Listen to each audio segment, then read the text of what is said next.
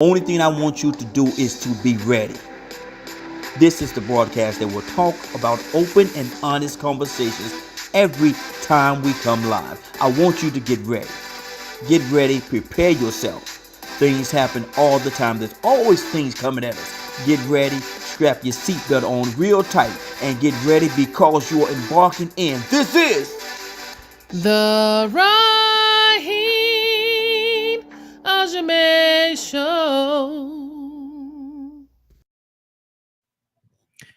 And I want to give homage and pay respect to the singer, the one that did the singing part. Y'all know it wasn't me. It was not me. But the one that did the singing part in that particular opening right there, and that was my beautiful wife of 27 years.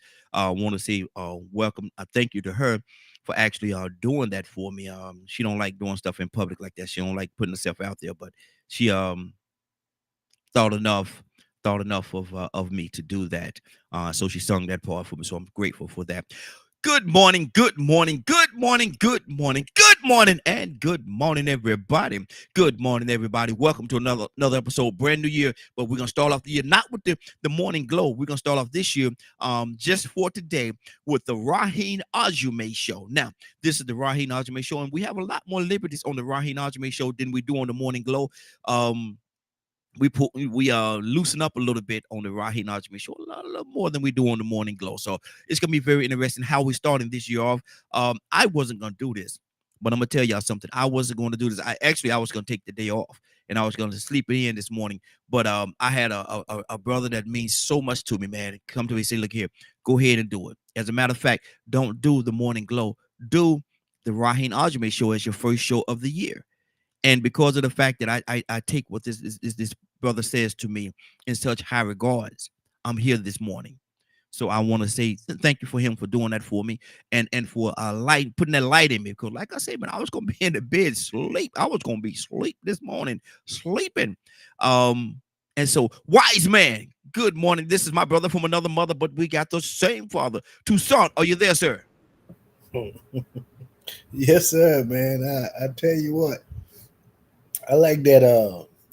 The right boy. Well, she did it. I said, baby, no. I said, come on, baby, do that for me. And she did that, man. She did that. She don't like when I put her out there like that. My wife, she has a beautiful singing voice, man, and I tell her all the time. See, I'm gonna go ahead and tell the truth. This is the first day of the year, so I'm gonna start the year off with nothing but truth. Toussaint, I know this is gonna shock you, man. I know you're surprised when I say this, but Toussaint, I can't sing. No.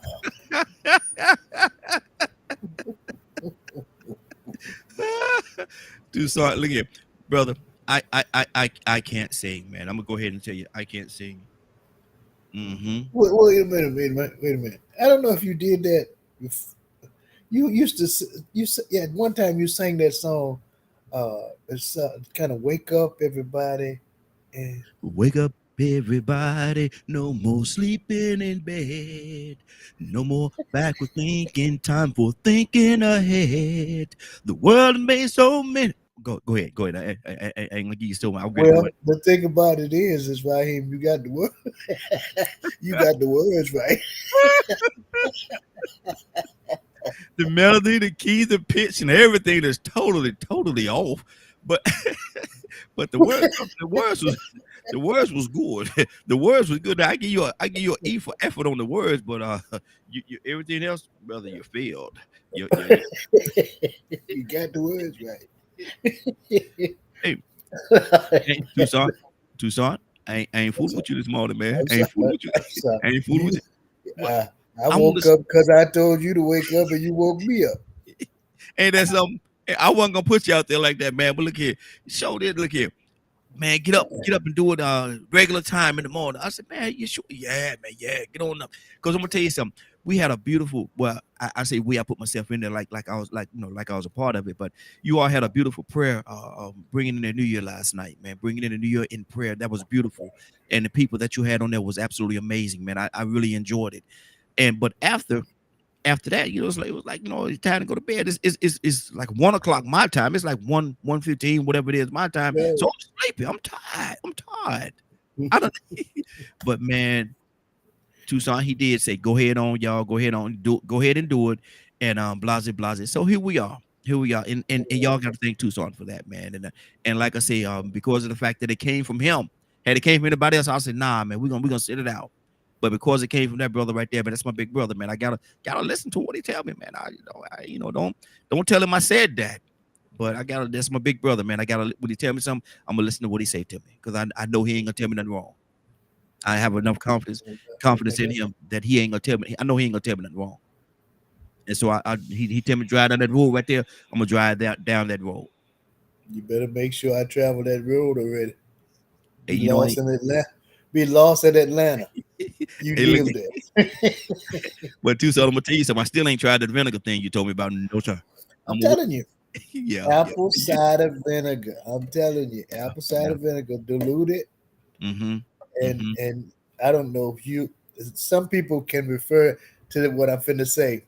You know, ask somebody how to do it that used to that used to do that cocaine. And do that apple cider vinegar like that. Them sinuses gonna clear up, boy. You gonna say I should have been done that. Look here, when you tried, I tried. Like I said, I I done tried. tried it. How'd it work out for you? Look, I'd be like, It still sound a little stuffed up a little bit now. oh, I didn't do it just now. Oh, okay. Okay. All good. Tucson, I'm gonna open up the phone lines today because today is the first day of January. And I have a birthday in a couple of days. You have a birthday a few days after that. And so we both captains. We both captains, right?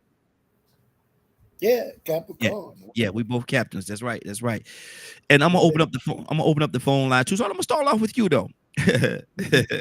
What is your New Year's resolution, brother? I don't make them because I ain't gonna lie to myself. I ain't gonna lie to myself. Ain't no use me try it, man. I ain't going to no way. All of the what you call it, them gyms, Yeah, them yeah. fitness program. I ain't finna join none of them. I said that before, and I ain't did it yet. Exactly. And so they got some $10 a month. I ain't doing it. Nope. And I'm gonna tell you something. I call them folks, man, and that $10 a month ain't all that they say it is, man. You know, they got all kind of hidden fees in there too now. So you know, when they advertise $10 a month, yeah, you're paying $10 a month once you get past the initial payments and all this initial stuff that they throwing at you. So I'm here to let them I'm gonna bust their little bubble right now. So if people thinking that you're gonna go join that gym for just $10, just $10. When you go in there and say the Raheen Ashimi show said, y'all gonna charge me more money. So when you sit down, when they're gonna sit you down, they're gonna make you real comfortable. They probably gonna give you a little tour around the place, make it look real good. They're gonna sell it to you. They're gonna sell it to you. They're gonna sell it to you real good. But then when it come time for the actual, when you sit down, say, look here, say the Raheen Ashimi show, they're gonna say, who are that? Don't worry about it. He told me y'all gonna charge me more than $10. Now, how much y'all gonna charge me? Tell me right now how much you gonna charge me. And I guarantee you. Tucson, I guarantee you, they're gonna charge you more than $10. Yeah, well, that's the first. Well, I know that because I ain't going to try it. And I'm telling you something else. I am not gonna do. Talk to me. I'm not gonna say that I'm gonna lose weight. I think I'll eat more. Yeah. There you go. See it like that. I want to get round around the. Instead of a what they say, a 6-pack, I want a keg. I'm gonna get myself a keg this year. Yeah, I want to look like a 2-liter. How about that? Hey, Tucson, can I say something to you? Go ahead. I'm gonna say something to you, man. You already look like a 2-liter. We almost there.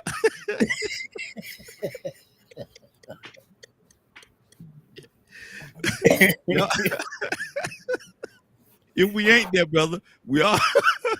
We ain't back. I remember back in school. I tell my wife, man, she and I went together then. But I remember back in school, man. I had my 6-pack and everything was good, man. I was in good shape, man. I played all sports. I played sports the whole year, man.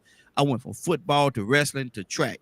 I played football. I played sports the whole year, man. I was in good shape, man. I was in real good shape, man. During the summertime, man, I used to run and man, you try to get me out there, tell me run, man. You lost your mind. Look, I tried that when I was 40. Well, Mm. I told her, I said, well, I better get back in shape. I'm 40 years old. I'm gonna get back out there. I'm still fairly young. And well, I got out there and I got me some new warm up and some new Wasted your money. shoes. Wasted. And I got out there, man. I got me a little bandana to put around my head. Mm, mm, mm. Ran for about a week, stopped in the middle of the road and said, I know I'm 40, ain't ran since. So let me ask you something. Did you walk? Did you walk back home? I had to. I had to. Look, man, I tell you what else I did. One year I fooled around and bought me a bicycle. Mm, mm, mm. I know where this is going. I I rode know. that bicycle and then I got a wild hair and decided I'm going to ride my bike to work. Mm, mm, mm. Huh? Mm, mm, mm. You You know probably what make it stopped work, me? didn't it? What stopped you? A bridge. You called in that day, didn't you? Look, no, I made it to work. And my work leader, when he say, look like the dog's been chasing.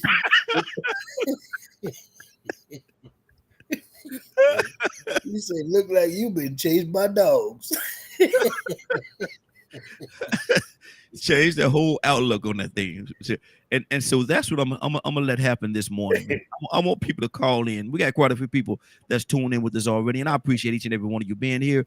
Call in and tell us what your New Year's resolution is. Well, Watch this. Raheen, Yes, sir. how did the last year lie turn out? And that's what I'm gonna go ahead and say it because some people gonna call in. So some people are sincere, man. Right now, Tucson, I'm gonna tell you something. Right now, man, they really feel it, man. Right now, right now on the first day of January, yeah. It's kind of like the resurrection. 3 days later, they rise up from there. The truth gonna stand up and look at you in your face, and you're gonna say, Mm-mm. mm. I'm hungry. They be talking Exactly. about I'm going on a diet. So, And that hunger strike. I'm exactly, gonna have a hunger exactly. strike. Man, no. But man, listen, give us a call 508 924 3521. 508 924 3521. Call in and make us laugh this morning. Tell us what's your New Year's resolution. Let us laugh together. This is the first day of the year. Let's have fun together. This is the Raheen Ashimi show. You can call your family. Your family call in and tell us what your New Year's resolution is. 508 924 35. Go ahead, Tucson. You got something? Talk to me.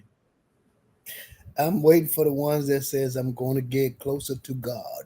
Oh Lord. Oh Lord. Tucson. I'm sorry. Tucson. Huh?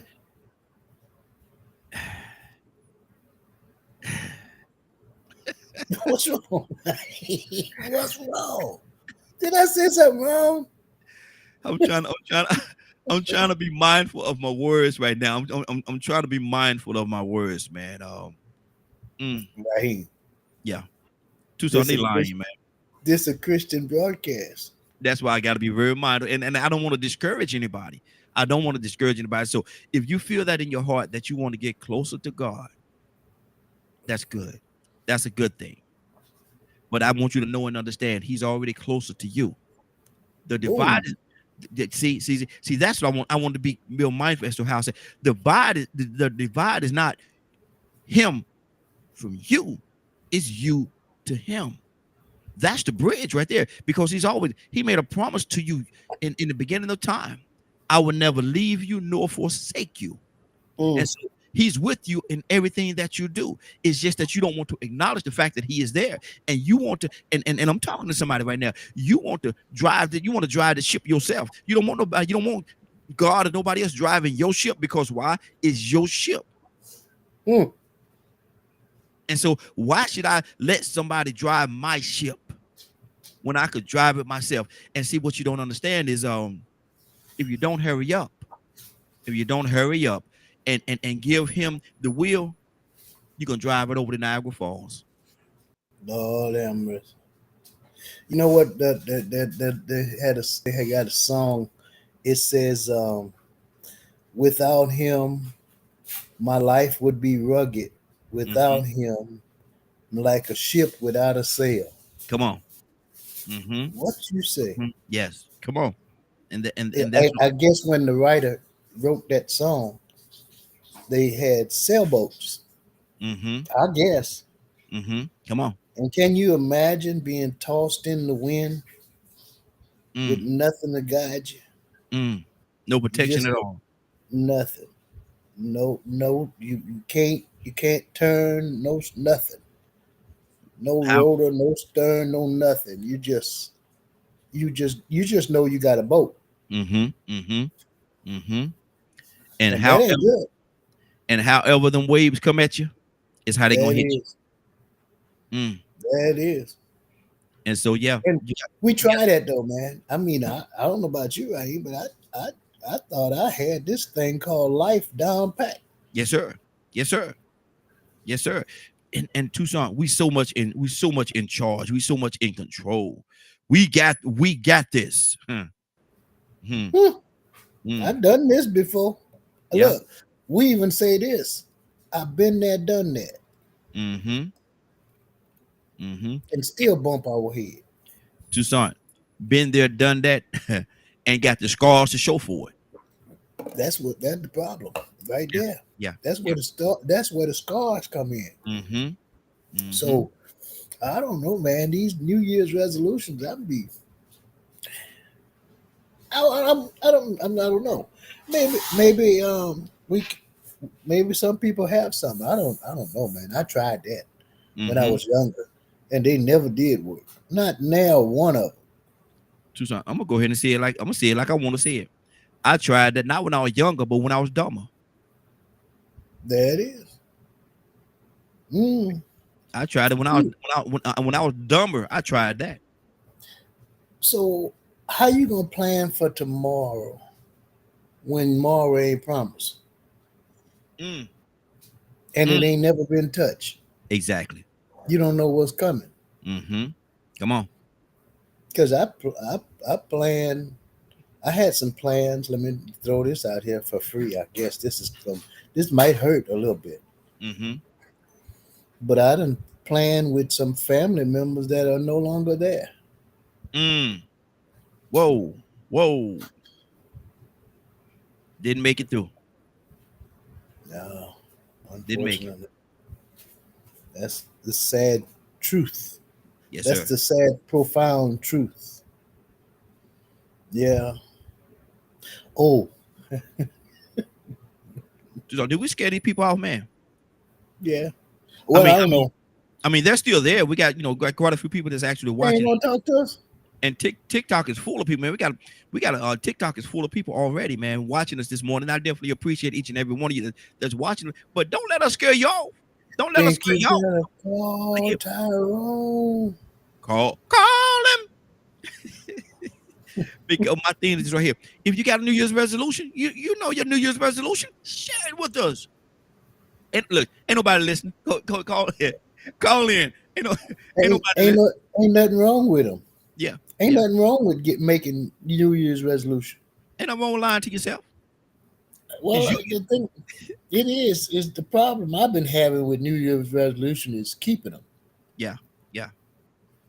Mm-hmm. I'm just Yes. be honest. So this is the beginning of the year. This is the time that you want to lay a foundation for yourself. Hmm. Yeah, you got a brand new start. Exactly. Brand new start. Day one. Can't do nothing about last year. Mm-hmm. And you see, and you got a great start because the new year is on a Monday. Beginning of the week. Beginning of What the you year. say? Beginning of the year. Wow, Beginning of the fresh week. start. Ain't that Oh, that's something? fresh. That's Yeah. fresh right there, Mm-hmm. man. See, Gonna people. get that good job. Yeah. Yeah. Yeah. You know what? You know what? Some is. I'm just gonna be. This gonna hurt a little bit again. Mm-hmm. You know what's standing in the way of some of them good jobs some people want? Them. Not only that, them, yeah, for sure. Mm-hmm. You want me to tell you? Talk to me. They like to smoke that weed. Mm. Puff, puff, no pass. They like to get high. Hey, this is the Raheen Ashimi show this morning. This is not the morning glow. It's the Raheen Ashimi show. So we talk about it on here. We They get that. Yeah. I'm a, I'm a, man. I'm gonna get that job, man. yeah, What? I'm gonna be the. I'm gonna be before you know it, man. I'm gonna be the supervisor. yeah, I'm gonna yeah. be the manager I'm gonna be the to supervisor. run that company. Man, only Start thing my. holding me back. Only thing holding me back, man. Man, they I'm don't want. I'm gonna start my own business. Yeah. Yeah, and if they don't want to hire me, I'll start my own and run them out of business. Sure will. And why, Tucson? Why was somebody a lot of times somebody lying? They gotta make it right by saying, yeah, they sure did. Didn't they do it? Sure did. Well, I can show you. I can show you better than I can tell you. exactly. 15 years later. Ain't did nothing. Still sitting on the same porch, smoking the same joint. 15 years later. Oh, Raheen, Mm-hmm. I'm gonna do better by my children. Oh Lord. Husband, wife, all that kind of stuff. All that stuff. Just profit lying. Just profit lying. Ain't gonna do nothing. You know, day two. Daddy, can I come over your house? I gotta. I will let you come, but go ahead, Tucson. You was about to say something. No, but the children say I'm gonna be more obedient to my parents. Another I'm gonna lie. be good. I'm gonna be good. Mm-hmm. Another lie. You start on Monday. We starting on Monday. It's Monday. It's Monday. Beginning of the week. Beginning of the new year. It's time for you to do it. It's time for you to do it. Are you gonna do it though? Are you gonna do it? Are you gonna step up to the plate and do what you say you're gonna do? What is your New Year's resolution? Give us a call. 508-924-3521. 508-924-3521. What is your New Year's resolution? Do you have one? Do you have one? Do you want one? Do you need us to get you one?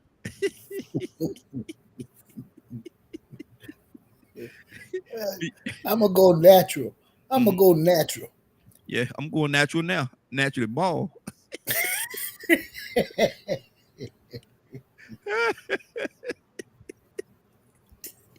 Now wait a minute. Now Raheel. I'm natural. I'm natural. Now Raheel.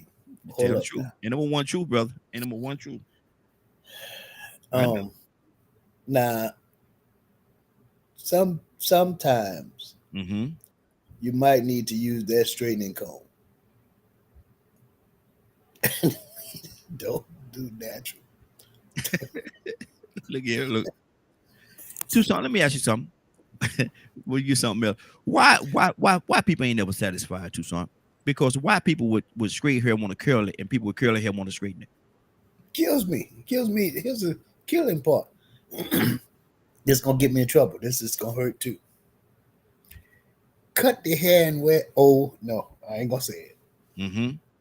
Say it. Say it, brother. Cut the hair and get implants. Why? What kind of hair do we have?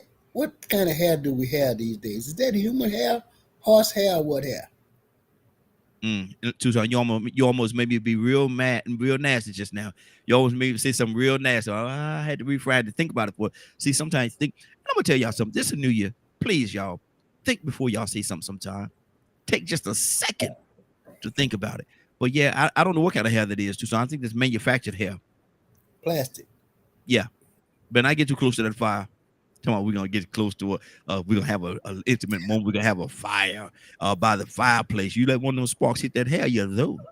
It might melt it. Hey, wait a minute. What's the deal with barbershops? Tucson ain't been in there in a long time. I went the other day and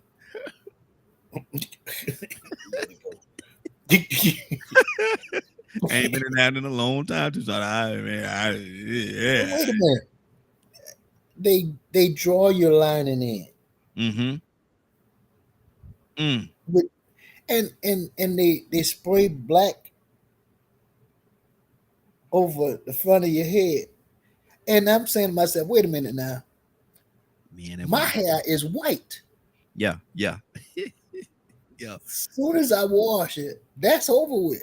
It's a wrap. Look here. And I'm saying to myself, what is this dude doing, man? Why he putting that black stuff in my head, trying to get me a lining where Men and women fake too, son. my hair. Oh, I didn't want me to show y'all my missing edge, or Oh yeah, yeah. it's almost time to let it go, right? I'm gonna tell you something. The right and the left trying to come together. They're trying to come. They're trying to do a high five on top of your head, brother. Excuse me, man.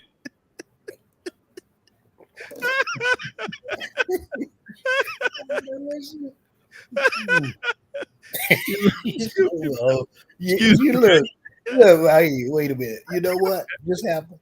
Mm? Tell you what just happened. What happened? You made me laugh and you insulted me. Excuse me, brother. Please excuse me, bro. All right, man. Look here. You This is Raheen Ashimi show, man. you uppercut me and made me laugh. Man, look, Tucson, you should be used to it, man. You do it all the time, brother. You do it all the time. You know, look here, sometimes I be telling you all the time after the broadcast. And I'm gonna tell you, I'm gonna let a cat out the bag. This is one cat. Beginning of the year, I let one cat. Tucson throw a lot of uppercuts, man. And a lot of time people, you know, he throw an uppercut, but it's so he do it so intellectually, man. People don't get it. I'm like, Tucson, man. And we'll talk after the broadcast. I said, Tucson, why you gut punched him like that? And he said, what you mean, man? Because I guess he didn't think I got it too. But I said, you remember when you said this right here? Oh, and the only thing he do, he break out and start laughing because he know what he did. Tucson know what he did. I'm gonna tell y'all something. Y'all watch that fella now. We call him the wise man for a reason. A lot of times he throw them gut punches. He throw them gut punches at people, hit them in the gut, man, and they don't even know they hit. He walk away, man. They sucking for air. You know what I thought about, man? The people, you know, we so sensitive. Yeah. Thin, I call it thin skin. Mm-hmm. Everybody feeling hurt. Yeah. About something. Mm-hmm. Everybody want to be accepted. Say it. I don't need to be accepted. Mm-hmm. I accept me. Yeah. And if you don't, then keep it moving. Let's go. Let's roll. You go your way, I'll go mine, or we can walk together and not agree. Mm-hmm. I know we can't. It's hard for people to walk together. How can they walk together if they don't agree? I know that. Mm-hmm. But there are some people, even on the Morning Glow and this broadcast, we got some people that we've been communicating with for some time now. Yeah. And years. we know we don't agree with some of them. Yeah. For years. Well, just throw it out there. That includes me. Some of them is crazy as a wet dog. Come on now. Come on. We had to let some of them go. Yeah. Look here, we put him. Oh, I better not say that, man. We'll get kicked off if I say that. But yeah, I better not say that. We'll get kicked off the show. We'll get kicked off our own show. They be pressing buttons trying to get back in, and cut Raheen off. And cut him off. Yeah, Lord, and this is supposed to be the first one of the year, man. It's supposed to be Raheen Ashimi show. We get our wings. Let's see how long we can make it before we get cut off. That'll be a New Year's resolution. Exactly. Well, you had to go ahead on, baby. We had to stop the show. I'm definitely Smash City definitely thin skin, but most women are. Ooh. Wait a minute. That's our girl. That's Miss George's mom. George's mom, call in 508-924. I didn't say nothing about no woman. Yeah, no, we ain't say that now. George's mom, call in. That's our sister right there, man. Yeah, and good morning to you, sis. How you doing this morning? 508-924-3521. 508-924-3521. And I got a very special question I want to ask Miss Jordan's mom when she called in. And yeah, give us a call. I got a question for you. And I want and only you can answer this question for us. Tucson, Uh-oh. We got. Let me see what this is calling here. We got a caller. Caller, what's your name? Where you calling from? This is Jordan. Hey, hey, Miss Jordan, how you doing? I'm fine. How are you? Hey, doing great, doing great. First, I want to ask you two questions. First, do you have a New Year's resolution? Yes. Uh-oh. Tucson, get ready for this. What's your New Year's resolution? Miss Jordan, what's your New Year's resolution? My New Year's resolution is to not to return to anybody's workplace, to continue working for myself. There you go. That's good. That's a good one. That's a good one. That's a good one. Okay. And whatever we could do to help you and assist you on that, please let us know. Whatever we could do to help support you and make sure that you go in that direction, whatever we could do to help you, we're definitely gonna do that. We're here for you, okay? Oh, that's very kind. Thank you so much. Not a problem, not a problem at all. Now, the other question I want to ask you, you say you're thin skinned, and you say most women are. Now, this question might get you in a little trouble now, but I want you to be honest with me, okay? Okay. Are women more thin skinned than men? No. So men have thinner skin?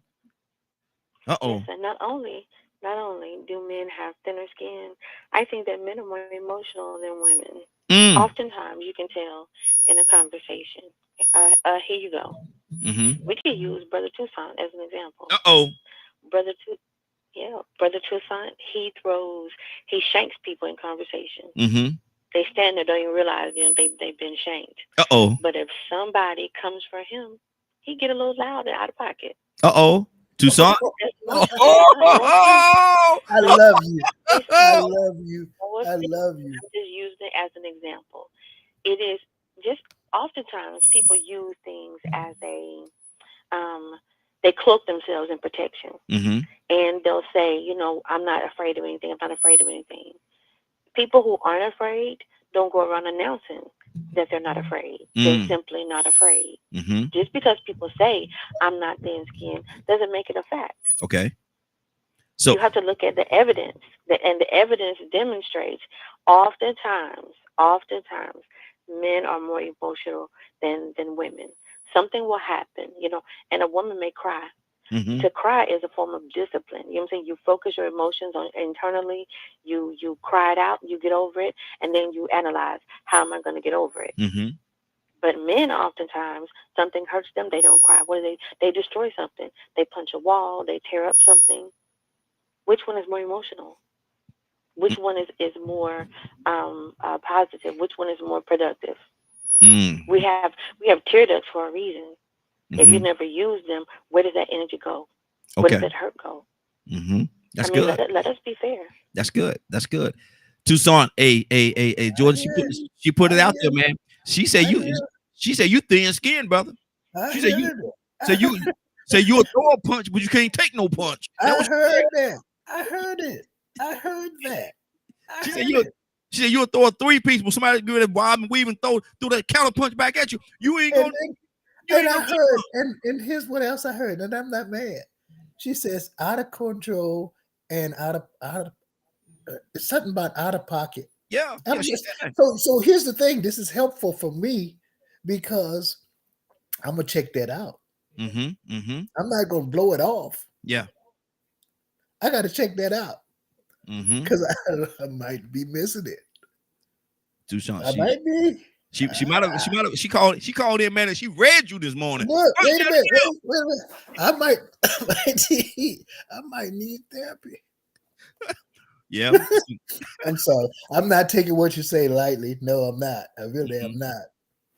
But I don't. To be defensive, Brother Tucson. The question was appropriate, and so I used your example, hoping that you would look at it objectively and apply it. Because, brother, you bring so much information to this space on a daily basis. Yes. But you have problems with the opposition, my brother. She been watching you, Tucson. She been watching you. See, I tell you, man, you the wise man. People pay attention to you. I mean, she does. She's paying attention. Yeah. Yeah. Oh, okay. I'm gonna check that out, though. Really. Mm-hmm. I'm on the couch right now. Tucson. You gonna check it out. Now we say the New Year resolution gonna last up until 3 days. So 3 days later, I Or should you rise again. I should rise again. I'm not, yeah. Oh Lord Jesus. I'm gonna have to check Hey, myself out. I told you that's my sister right there, man. That's Miss Jordan, man. Hey, she called into the broadcast, man, and Thank I you so much, though. yeah. I mean, really, I'm not taking it lightly. I'm gonna check it out, really, Mm-hmm. because if anything can help me, I need to take it for face value. Exactly. I really Exactly. do. Yeah. So I'm gonna check that out. Now I don't see it now. I'm telling you. I mean, really, I might be in denial Mm-hmm. She said, because The host is sitting right there. Ask the host. yeah, Does it sound familiar? Toussaint, come on, man, don't play with me. hey, I can take it. this the Raheen Ashimi show, and we're not doing the morning glow, we're doing the Raheen Ashimi show. And because of the fact we're doing the Raheen Ashimi show, I got Look, to keep it 100. I got to keep it 100. Toussaint, she might got a point, man. okay, but look, let me tell you something about me. Let me tell you something about me. Yes, and here's where she is correct. I'm gonna get you off me. Just See, saying. see, I'm just saying. but that You might might be right. be a part of her. That might be a part of her point right there, though. Because Yes, right. That's yeah, right. You're right. You are correct. mm-hmm, Because at the end of the day, whatever you do, mm-hmm. when opposition comes, Come on, and it's gonna come. and it's gonna come, Yeah. part of my daily task is I'm gonna get you off me Mm-hmm. Mm-hmm. one way or the other. Mm-hmm. And here's the thing, and here's what's helpful in and to say what she's saying, it has some value to it, even to the point that we got to separate. Mm. Now that might be dangerous Yes, sir. Yes, to sir. me. Brother Toussaint. But Yes, Brother ma'am. Toussaint, I'm saying it this way, my brother. Even when we're coming up with solutions to the problems of our people, it's not a good trait to have because new people come to the table, and my brother, maybe they don't speak the way that you do, but their ideas are still helpful and valid. And even if they are not, we want to be welcoming, do we not? Sometimes the new people come to the table, and you hit them in the forehead with a hatchet. Ooh, Lord, you're right. ooh. Don't even give them an opportunity to voice their opinion because you cut their throat, and they can't even talk no more. Listen, and they standing there toe to toe, gentleman to gentleman, having a conversation, and then Toussaint, he'll shank you. You don't even realize you leave. Lord. You said it yourself. Toussaint. He knocked the wind out of him and gone, disappeared. But I Toussaint. thought the idea was to come to Lord, I didn't wake up for this. making your point. The idea is to take all the collective points, put them on the table, and vote on them as a collective. Toussaint. The other person can't even come to the table and vote. They got to go get tended to because you done shanked them. Oh, Lord. I'm sorry. Toussaint. And I apologize, my brother. You done read me. Toussaint. We don't even know each other. She done read my rights. Toussaint. Look here. I didn't know that, hey, I was gonna take the day off, Toussaint. I was gonna take the day off, but you told me go ahead on and do the show and do the This Raheen is- Ashimi show. Oh, You know, wait a minute. Watch this right here. Oh, now it's about me. but listen, I'm gonna be honest with you, Toussaint. Watch this now. Now she's on you right now, but me and my sister, we talked a couple of times on air and stuff like that. So I know that she got something for me too. Now I'm just sitting here. I'm trying to keep it on you as long as I can, so she don't come over this way because I know she got something over here in this side of town too. So I'm gonna keep it on you as long as I can, brother. No, But but you, I mean, look, wait a minute. I want to get your name right. What's your name? Jordan. Jordan, Jordan. You read me my rights this morning. No, it's not an apologize. It's good because you are correct. See, and it take a wise man to be able to accept the fact that Ooh, the error in his ways. look, wait a minute. Wait a minute. You know what I'm finna do? You gonna put on this good glasses. Change glasses. And Jordan, he put on his good glasses. Now, Jordan, Yeah, so he can hear me better. now, Jordan, let me ask you this question. You said that men are more sensitive than women. Do you think it's more of a macho type thing? Why they're more sensitive than women, or is it just is it based on genetic? Not necessarily genetics, but yeah, I guess you could say sex of the man and the woman being who they supposed to be. And a second question I want to ask you is this right here, which is totally different from that question. What day are we in? What day are we in right now? Because people might say, well, Raheen, what are you talking about? Well, I know that the calendar has been changed so many different times. There's been throughout the history, throughout the annals of time, the calendar has been changed from a 13-month calendar to a 12-month calendar to this and to this. They move dates around, and people and man do what he wants to do with that calendar. So, do we actually know what day and time we're in right now? Okay, to answer the first question, I think that men are emotional. I think it's based upon ego. I Mm, think that from a very young age, all men are taught, that there's a measure of superiority with regard to women.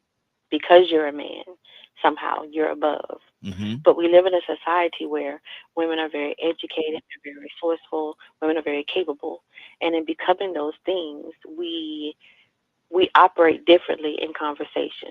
Once mm-hmm, upon a time, women were like children, seen and not heard, because we were dependent upon the men in our lives for everything. But now that women have a measure of independence, it allows you a bit of freedom in conversation. And mm-hmm. I think sometimes because some men are fragile in their ego, that conversation from women, that talking over their head or talking about something unfamiliar to them makes them sensitive, and Mm, they don't oftentimes process their emotions properly. So the sensitive is it reveals itself as anger, mm-hmm. as bitterness, as resentment. But we have to pause and take it in, process it, maybe come back tomorrow, talk about it again. Mm-hmm. Because of your ego, sometimes it's hard to accept you have a flaw. Mm-hmm.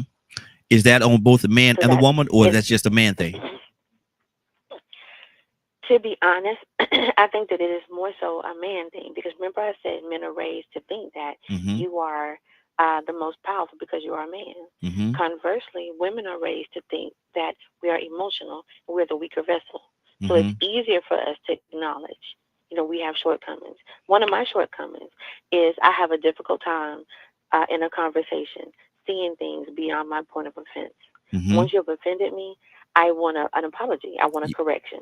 So, Anything do you you offer shut me down at after that that, point? Do I you don't want to shut hear down it. at that point? That's yes, I'm stuck there in Mm, quicksand. mm, But that's the difference in the men and women. I'm so in tune with myself. I'm so emotionally aware. I know this about myself. mm-hmm, Therefore, I will disengage in a conversation mm-hmm. until I get the apology or the correction that is needed or the appropriate acknowledgement. I simply walk away. We'll come back to it later. So if Hmm. if you, And if that's if you and I was in a conversation, if you and I was in a conversation, and for whatever reason, it became a little heated, and you felt some offense in that conversation, are you saying that we're gonna be stagnated in that place until I come back and apologize, and there will be no progress in that conversation at all, unless or until I come back and apologize to you? no. I'm saying that it is a possibility. Let me say Mhm. this. You're not the type of person who would treat me that way. Yes. Because if I walked away, your curiosity is such. You Mm-hmm. you pay attention to people in your orbit. So Mm-hmm. you would say, Jordan, how can I fix it? Yeah. That's Yeah. you. That's your personality. Not Mm-hmm. Tucson. Tucson would be like, let her go. That's the difference between people.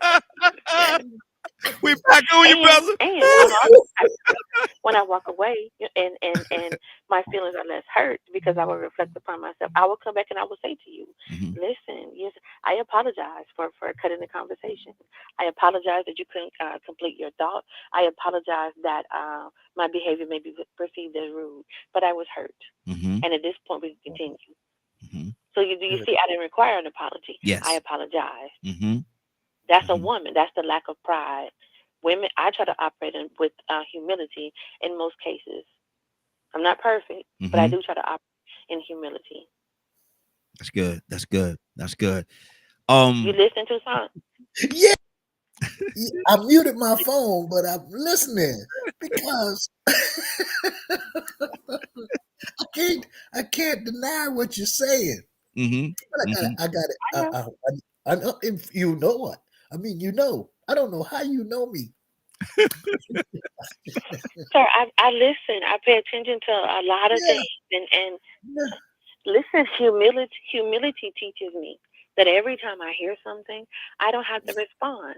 I Mm-hmm. just listen and file it away, and I don't rush to judgment. Let me see if I hear this again. Let me Mm-hmm. see if it happens again. Mm-hmm. I'm not quick to judge. And so after having watched this broadcast for over a year or so, I Mm-hmm. pretty much have a good idea of who you are, sir.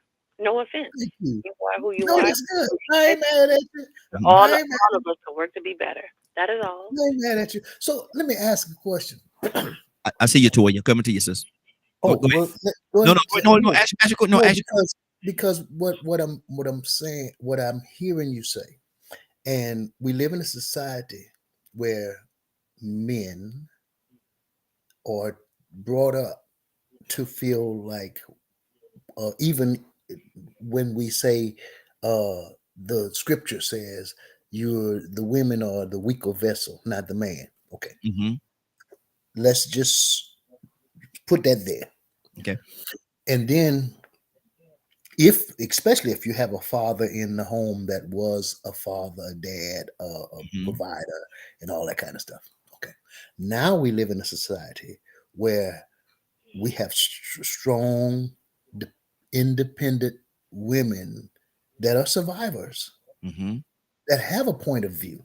Mm-hmm. So I think what my question is, wait a minute. No, go ahead, brother. Go ahead. I ain't said a Cause he word, man. messy, but go ahead. How, no, how do we function? And I'm not, it's not a pride thing. I'm just trying to get some clarity.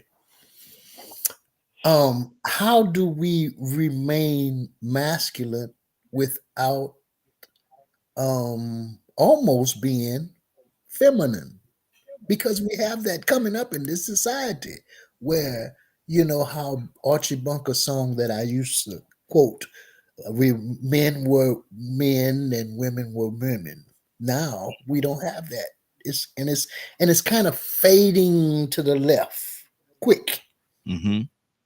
And I think that's what I'm trying to, at least me, trying to kind of keep in our society, because we have even women that's trying to raise a Hold on, man, sir. and it's not. Now, hold on. Respectfully, you Go asked me ahead. a question. Mm-hmm.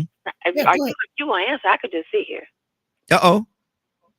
I could just sit here. I could do that, Ooh. or I could answer for you, sir. No, I wanted to make sure you understood what I was trying to say I do. before you. I Okay, do. good. Go ahead. I do. So first, I would say this: no disrespect intended. I am never a woman who permits people to refer to me as strong or independent. Let me explain to you why first. I am not strong. A man is strong. Iron is strong. A bridge is strong. A hurricane is strong. That is not me. I am capable. I'm capable. I do what I have to do on my own because I'm capable, not because I'm strong. And I'm not independent. I am meant to be the wife of a king. But in the absence of a husband, I still must survive, must I not?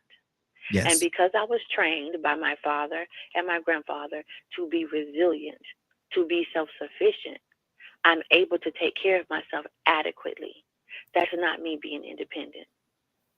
Mm-hmm. And as soon as another king comes my way, I fall back into my position as the best supporting cast member on the team.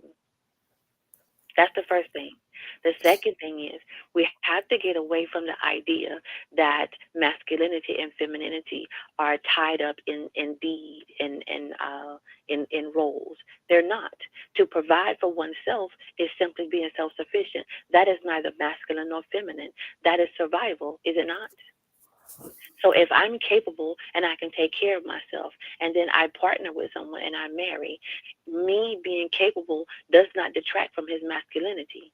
If he wants me to continue to work the same way he works, let us divide up the duties in the house so that our house is orderly, the same way our relationship is orderly. Having to assume those tasks does not make him feminine. We are taking care of our house. That makes us as together as a unit. That makes us responsible. It's how we're looking at it. Masculine, there's no such thing technically. Men are men, and men do what men do. When a man protects his family, is that masculinity? I don't think so. When a man protects his family, I think that is protection. I think that is instinctive. Is that not what he is designed to do? And if Mm-hmm. a woman protects her family, is that not, necessity? Mm-hmm. It's neither feminine nor masculine. That's Mm-hmm. part of our problem. We allow someone to tell us who we are. One of the greatest lessons my grandfather ever gave me was never let anybody tell you who you are. Anybody. Mm-hmm. Mm-hmm. Because if And you live in a home where I'm the listening. dishes need to be washed, sir, and you wash those dishes, that doesn't make you feminine in any way. And if you are working 7 days in a row and I cut the grass, that doesn't make me masculine, sir. mm-hmm. We are equal contributors toward the same goal, having a happy family. Mm-hmm.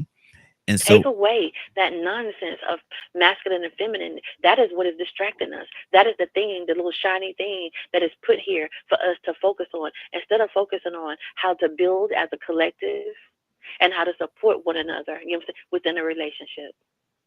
mm-hmm. I don't think that a man doing anything makes him feminine. He cannot be feminine because he is a man. Mm-hmm. Okay. And so But what I'm hearing, I know where you're about to go. This I know, no. no, I'm listening. I'm listening. I'm learning to listen. I'm learning to listen. And I'm learning to listen. what I think I heard the sister saying, and she's very articulate and she can speak for herself. But a part of what I'm hearing her say is this: she can take the lead, she can be the head, and she can lead unless or until the right man come along, and she's very willing to get out of that driver's seat and allow him to be in that driver's seat because of the roles of what she's saying that exist or that we think exists in this society.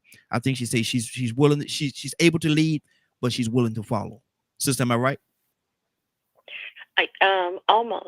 I'm. Mm-hmm. I'm. I don't wish to lead. Mm-hmm. There in this house, No, no. there's I say only you're one. able. There's You're able me. to lead. I There's didn't say if I you have to wanted go to. someplace, Okay. I have to drive the car Yeah. because there's no one else to drive the car. Mm-hmm. Yeah. But when another capable driver comes, I'm so content to get myself in the passenger seat and be happier there than I am in the driver's seat. Yeah. Yeah. That's the difference. I'm not designed to be the leader. This Mm-hmm. is me saying Mm-hmm. this, not for anybody else. I'm designed to be the best supporting cast member in the business. Mm-hmm. Okay. Good deal. I'm that wife who, when you go out the door, I'm gonna take the lint roller and go over your suit to make sure that it is pristine. I'm Mm-hmm. gonna straighten your tie and make sure that you are in order. I'm gonna make sure your bag is packed, your reports are where they're supposed to be, everything. I'm the supporting cast member. Mm-hmm. Mm-hmm. But because I'm capable in your absence, I'm able to do it myself. Absolutely.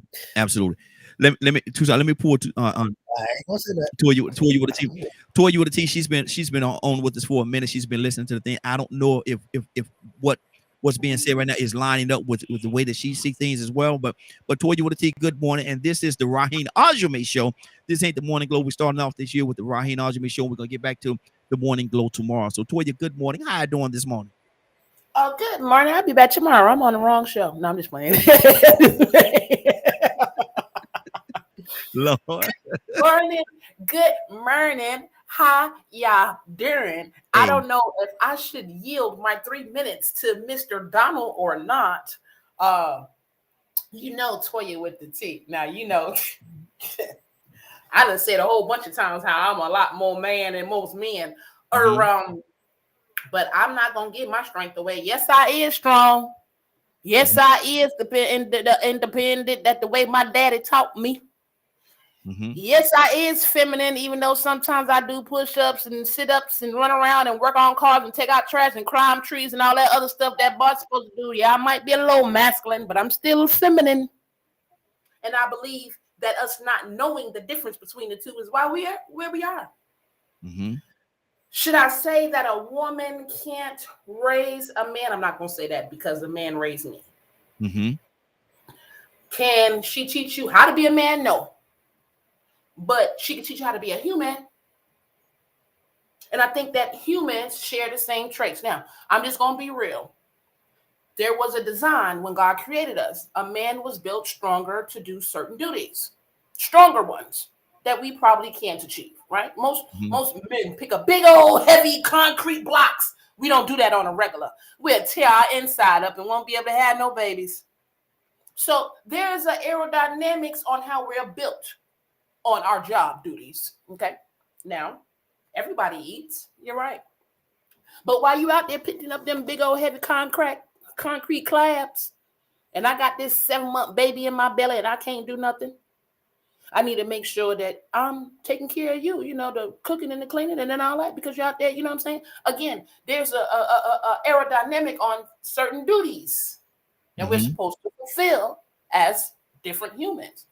But when you fast forward to now, the reason why the duties are out of whack is because don't nobody do right. Mhm. Don't nobody do right. You know what I'm saying? I don't want to be. I Hey, don't want Toya, to let be. me ask you this question. And I love what you said. You said, don't nobody do right, but who sets the definition of what is right and what is wrong? God already said it. Okay. God already said it, and don't nobody want to hear it. Mm-hmm. Then they wanted to break it up into different other religions. God has already said it. He's already said the order. He's already said us how he's supposed to be. Now, the reason why I'm independent and strong is because I can't find a man that's independent and strong like me. Now, you might be independent and strong at $7.25 an hour, and that's okay. But the fact of the matter is that in order to take care of a lifestyle, mine, I need 50 grand by myself. Mm-hmm. And then if I add one more, I'm probably need 15 more. So we got different kind of strengths, because you cool with 7.25 and I need 27.25 an hour. Mm-hmm. Not gonna take away from you as a man. I'm not gonna take away from your ability to take care of me. What I'm saying is the level that I's on as a woman doesn't match with the 7.25 man. So I don't need to be looking for 7.25 man. I'm not taking anything away from you that you're making 7.25. But Mm-hmm. we have to acknowledge that there are different levels to the humans that we're speaking of. And at times, I have the ability to be feminine because I'm a female, but men not necessarily don't, unless you're going to be a tranny. Mm-hmm. Now let me ask you. Because Let me ask you this question. Because I know how the listeners hear things sometimes. Maybe not the way we say it, but the way they hear things sometimes. So, are you saying that you would not be involved or want to be in relations with a man that's making 7.25 if he's content with that? It does not line up with the lifestyle that you're looking for. Not saying that yeah, you're materialistic or nothing like that, but you require everybody requires certain things, and that doesn't fit what you fit your requirement, if you will. I mean, at the end of the day, the part of being a responsible adult, whether you're a man or a woman, is to be able to acknowledge the equal yoke. Here we go again. Didn't the Lord? I just said the Lord already set the precedent, right? Mm-hmm. Mm-hmm. Equal yoke in whatever responsible relationship you're in. Whether you're the man making 100,000 and she making 7.25, do you want someone who just wants your money, or do you want a 7.25 person who's working towards more? You understand what I'm saying? Mm-hmm. Mm-hmm. So Okay. again, I'm not taking anything away from the individual. What I'm talking about is the level. I make 7.25 before. I will, if I have to, I will go work for 7.25 now. But I'm still on a different level mentally, spiritually, and physically when it comes to operating and getting what I want out of life. And that is what's going to determine who I'm going to follow. Right now, I'm following God. Why? Because he provides my everything. The next thing I need to do when I get a man is get a man to follow God. Why? Because he needs to be in the order for me to be able to follow. If I'm already following the Lord, let's talk about Adam and Eve. All the men say is Eve fault. Well, I'm following the Lord first. Mm-hmm. I'm Good. not going to touch the apple. Mm-hmm. If I follow the God first, and then the man follows the God, then when we get together, you know what? We might remotely closely be all right. But it still doesn't take away the fact that he's masculine, I'm feminine, and we both got specific jobs that God already said we had, period. We can say Mm-hmm. not, but we got specific jobs that we have to do. And until we understand and know and teach that to each other, we're going to stay on this rat wheel of a cycle. Men don't know how to be men because most women raised them, not Wow. because they're feminine. Good deal. Good deal. We're gonna stay right there for a second before I'm gonna go back to Jordan. But I want to pull Cassandra to the conversation as well. Cassandra, good morning. How you doing this morning? Good morning. Cassandra, Cassandra, take it off speaker, Cassandra. take it off, Cassandra. Okay, Cassandra, a part of what we're talking about this morning is in a question that was posed: are men more sensitive than women? Do you think men are more sensitive than women and the structure of the household? Oh, you just talking about the structure of the Well, household? no. We're talking first. Are men more sensitive than women, and then we're going. Another part is we're talking about the structure of the household: who's male, who's feminine, who's not, and what role play and how they play themselves out. So we got two different questions there. Oh, okay. No, men are not more sensitive Mm-hmm. than women. And that is biblically stated and all the way back to Genesis. Even in this time, About women. Cassandra, you don't think some men are just and I'm not trying to guide you. No. They, Okay. I mean, if they doing it because they choose to put themselves in that type of posture, but they are not made to be like that. Women are always going to be more sensitive than men. That's just a given. That is scripturally based. God said that he would give women, because of what happened in the garden, he would give women like a desire to please her husband. That's in her. God made that in her. So that's an emotional thing that we spend our time. That's why women spend so much time trying to make herself appealing and all this stuff. So most men don't cry at certain things, where a woman, we just move like that. Our emotions are different, so we operate differently. So everybody has their thing, and I'm proud of the young lady and her where she stands on how she is. That's wonderful. That, but she's not speaking for all women. She's just speaking for herself, Mm-hmm. and that's beautiful. I love that. But for me, that's not how I feel. And Toya, that's not how she feels. You can get probably 150 women on this line, and they all would react differently to what the young lady said. But that's her. That's where she stands. Mm-hmm. That's what she believes, and she has the right to do that. When it comes to household duties, it is no male, no female, no nothing. When things need to be done, things need to be done. Mm-hmm. Whoever is available to do it, that's who does it. Mm-hmm. If the baby needs to be changed and I'm at work, you gonna wait till I get home to change the baby? If the trash needs to be taken out and I'm at home, you think I'm gonna wait for him to come home? Come on now, some things are just common sense. The And it's fault with not your moms. gender based. It's getting the job done. It's necessity. Things that need to be done. I don't care who does it, male or female. It does not matter. Mm-hmm. It does not matter.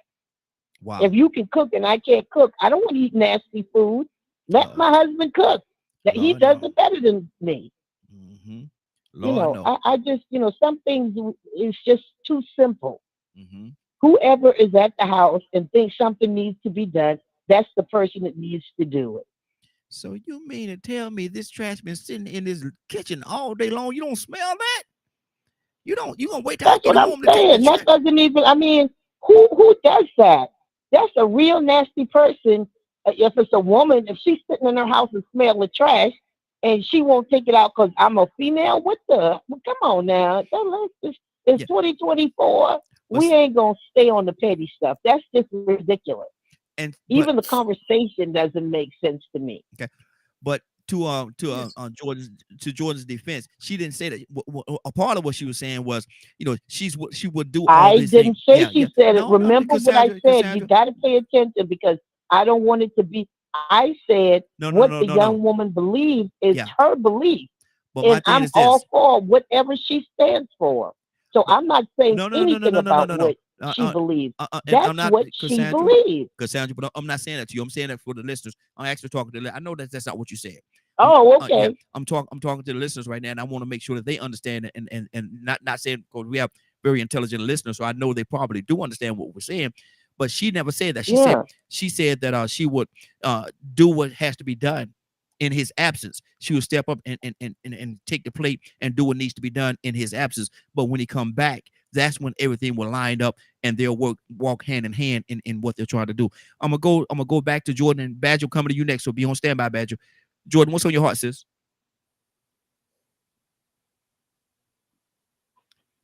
I'm sorry, I was on mute. I'm Oh, okay. sorry. Oh no, you're fine. Listen, I think that these conversations are wonderful to be had because people are able to get different perspectives. Mm-hmm. Sometimes we have conversations and we're in an echo chamber. Everybody's saying the same thing, reinforcing something. But what if we've forgotten something? What if something has never made it to the table for discussion? Different perspectives help us grow. And so that's what I see happening. Mm-hmm. I respect the brother for listening to my little bit of, critiquing because, who am I? And I respect you for having a platform that brings so many diverse people together. I'm always the champion of the family. Mm-hmm. Above that, I'm always the advocate for the child. And there can never be a negative about our community coming together as a collective or about men and women finding a safe place together. Because when they do so, our children benefit. And isn't that the ultimate goal for our children and our grandchildren to be able to have what we didn't have, to be able to feel secure and safe in their own homes, and for us to be able to pour into them in a positive way. Mm-hmm. So I'll land my plane right there. Good deal. Good deal. Badger, good morning, Badger. How you doing this morning? Good morning. Another beautiful and blessed day. Yes, sir. Yes, sir. Brand new year on a Monday. Ain't that something? But Yes, Badger, sir. are men more sensitive than women? Oh, man. Come on. I heard you ask that a second ago. So I was thinking while I was listening, I would, I wouldn't say in the typical emotional sense. Most of the men that I know are very prideful, and in that way, they are sensitive. Mm-hmm. A man that holds on to his pride way too hard, not willing to accept that he can be wrong. Um, there's a lot of those men out there. Mm-hmm. Um, but it's- but then but more than you're saying more than a woman? Yeah. A man who is more sensitive, men or women? Let me I'd switch it up say on you it's a little bit. it's even, Mm. but not for the same reasons. Okay. Explain it to me. Well, man is pride and ego. Mm-hmm. That's those are our biggest downfalls. Why so? We get I've s- I've seen too many situations where men will put themselves even before God. Mm. Um, most of the time, uh, men are more prideful and more stubborn than to even be open to a new idea, to accept that they're wrong. Because it's that some claim it's the warrior spirit and stuff. I just claim it's just stubbornness to me. Mm-hmm. Um, Do you think so some men are stuck in in a caveman mindset? for sure, Mm. um, definitely for sure. Mm-hmm. So, and well, it's like talking about the house, how the house is ran, right? Uh-huh. Most men are going to say it's my house, even though they're married, my house. And I'm going, you're married. Why isn't it our house? Mm-hmm. Why can't you acknowledge the other half? Why are you being singular in a relationship? That's pride and ego. If Mm-hmm. they're singular in their relationship, they're probably singular in their relationship with God too. Their actions and the way that a person walks, not just the I've seen a lot of people speak that come across rude and angry and stuff like that, but they spend every day nonstop helping other people. Mm. So if they would just not talk, they'd probably have a whole bunch of friends. But their actions are all about helping others. I'm a good example of that. Good deal. Good deal. So 508-924-3521. 508-924-3521. we Toussaint, come on, brother. I see you over there. Come on, let's talk. This is the type of conversation that would make people assume that I come out throwing blows and cutting people. This is the very one, uh, Jordan. You are correct. This is the type of conversation that here he go again. He didn't uppercut somebody and he done throw some blows and he just won't listen because he's that type of fella. Uh-oh. Not him. He's one of these brothers that he's just masculine and he's just manly and he ain't gonna wash no dishes, he ain't gonna sweep no floor, he ain't finna do that. Stay out of my yard. I'm gonna mow the yard, and you better not get caught putting out the trash. Some of that's right. Because we got to keep some kind of sanity in this society that we live in. That we can't. It seemed like in our attempt to be equally yoked, let me say equally yoked, we want to be people, and we are. But I think what I see is it's almost those of us, I say us, that's still trying to hold on to some kind of sanity. I say sanity in a man's role, a woman's role, people's role, raising up a family, keeping things together. Somebody got to be somewhere, and both, you can't have two heads. That don't make no sense. It really doesn't. And I'm not saying this. I don't say that it's my home, but I say it's my home because I live here. And I don't. If dishes need to be washed, I'm going in there and wash them. I don't like a messy house. I mean, it is just what it is. And if something needs to be cooked, I'm gonna cook it. If she want to cook, fine. If she want to work, fine. It really don't make me no difference. But it seems like that we are almost getting to the point where we're jeopardizing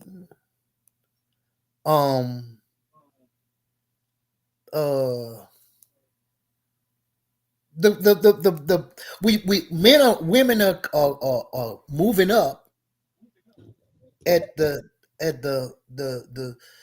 stake of almost of you got to come down some more. Come on back down. Come on down some more. God has changed his mind, and now it's time for women to lead. Do you agree with that? No, I don't agree with that. Okay. It's almost there though. Because I listen and I hear and I see it. There's women that's functioning. They can function without a man, but you know what they're doing? Functioning without a man. And to the point where there are some men that says, y'all go on with that. And let me tell you something. Let me just be honest. How do we get here? I believe that we have I don't know. Devolved instead of evolved, devolved. Lack of communication. Lack of communication. Lack of communication. Clear communication. Jordan said she wanted to help you. Yes, go ahead. Toya, what does he come to you next? Be on standby. So brother, I want to point out something to you. Back in the 20s and whatever, I forget what year. You remember we had World War I, and in World War I there was a draft, and so many of our men were taken away from us, and women were required to fill in the gap, so to speak. So the war ended. Our men came home. We went through a terrible depression, and then a few decades later, we had another world war. That world war killed off millions of our men. The reason that is important, sir, is because it takes generations to be able to make up the differences that come from war. There will always be, for many years to come, more women in this country of marriageable age than men. What does that mean? It means that some women will be alone. You can't just wait until you're 40 or 45 to say, let me try to get it together because no husband seems to be coming. You have to plan for your own life, your own future. None of it means that these women don't need a man. It means that there are not enough of you all to go around. That is the thing that's not brought up in this conversation. We're living in a society where it's one man, one woman. If that's the case, and women outnumber men 9-1, 8 women will be left alone. Must they be poor and destitute?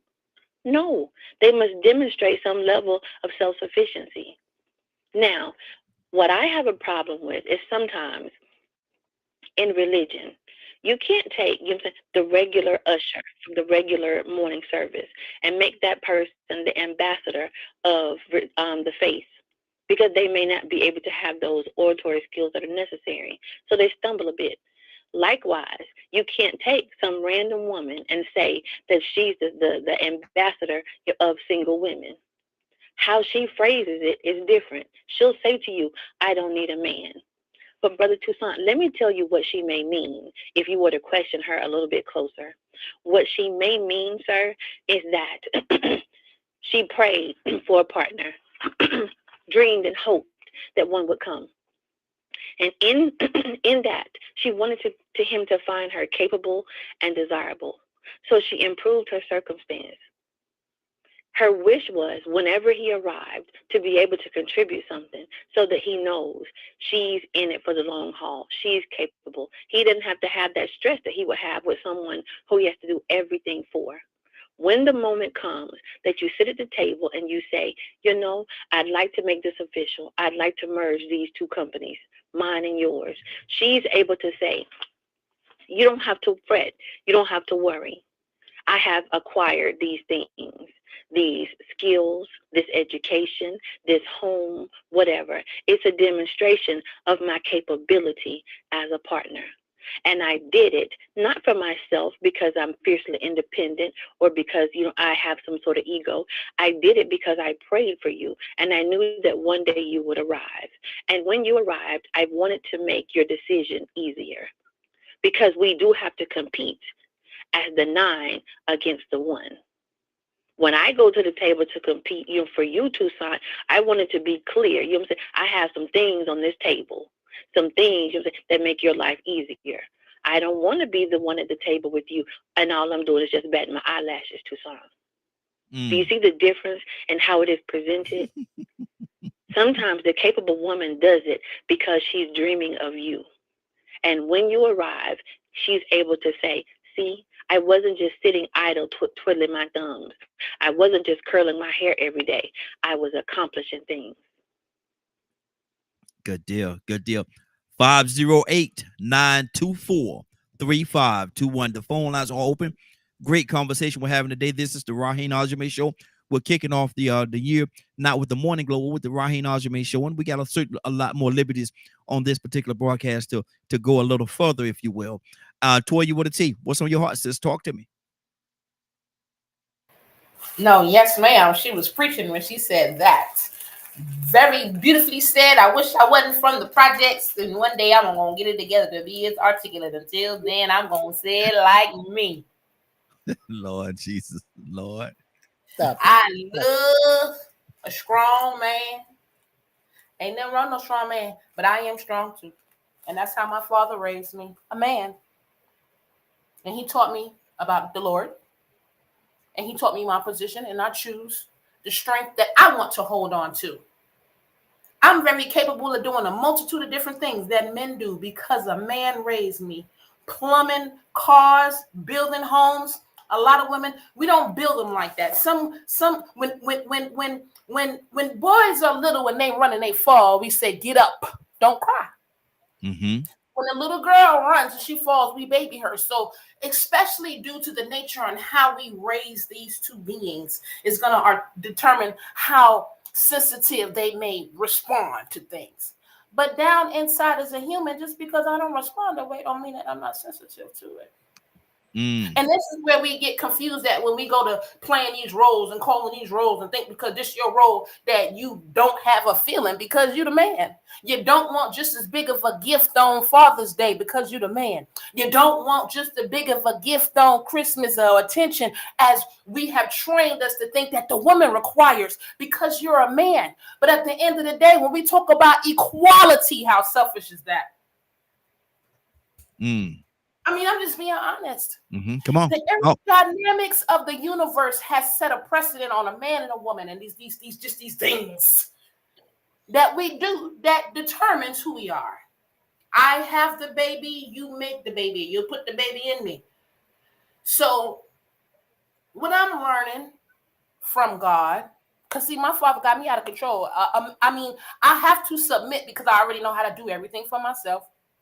Yeah, I'm all for paying for half the bills. Yeah, you're gonna take care of me, but you gonna have half that check too, because I'm not gonna let you do nothing alone, baby. I understand and I know who I am as a woman, as a loving person, and I'm going to be that to my man, no matter how strong he is. But the fact and the reality is that I know a lot more than the average, typical man knows today in 2024. Mm-hmm.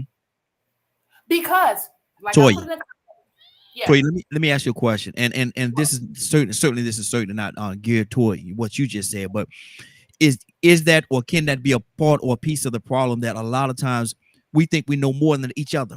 I'm not gonna say that women think they know more than men or men think they know more than women, but we think that we know more than each other, and we don't sit down and have the conversation and the communication to find out what we really know and what we don't know, and help and assist each other in this journey. Absolutely. That has a lot to do with it, and it helps respect. Yes. You get respect from positional and you get earned respect. So from your position as a man or a person, you might get respect. But the more I get to know you, the more I say you don't know. Hold up. You don't know stuff. You don't do stuff. You don't do the right stuff. You do different stuff. You do stupid stuff. You just do all this weird stuff. And it doesn't fall in line with what we know is the right thing to do. Of course, respect is going to be an issue. The same way a child is going to lose respect for that parent that you letting them smoke and drink in front of you, you smoking and drinking with them. It's going to be very hard to tame a child like that because the hierarchy goes otherwise. Will you make it through? Yeah, you will. Will your child probably come back around and understand one day that, oh, I was wrong? Probably so, but it doesn't take away the fact that the hierarchy is supposed to go a certain way. And there's certain things you're not supposed to do with your child, certain things men are not supposed to do in front of women. You know what I'm saying? And then when we get together and we produce, last thing, I'm going to wrap it up, like I said in the chat. We know that racism is not taught. So that means the people who are walking around in the KKK uniform, they were trained. That's the way they were brought up. So it's the same way with anybody else. If you were taught a feministic or chauvinistic way, when you grow up, you're going to respond and act out of that feministic or chauvinistic way. That's why we talk about toxic masculinity and this toxic femininity, because we grew up in these environments, and this is how people portray how we should be treating each other. When at the end of the day, if we go to the golden rule that goes for everybody, treat or do unto others as you want others to do unto you. If we follow that one rule, then we would probably be in a better place, because I'm tripping over you now trying to cook for you, and you tripping. We trying to beat each other to the kitchen, trying to cook and clean for each other. We trying to beat each other to work because I want to outdo you and buy you and take care of you more better than how you take care of me, because I'm already taken care of. You understand what I'm saying? Yeah. Once we understand that mark in those positions, we might be able to have a better grip on how to actually get together and move the whole community in that direction. Good deal. Good. Let me stir the pot up just a little bit. Cassandra,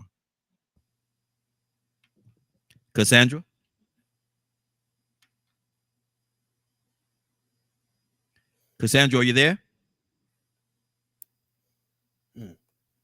Cassandra. Yes. Okay. Yes, yes. Cassandra, can a very strong, independent woman run a man off because of her independence?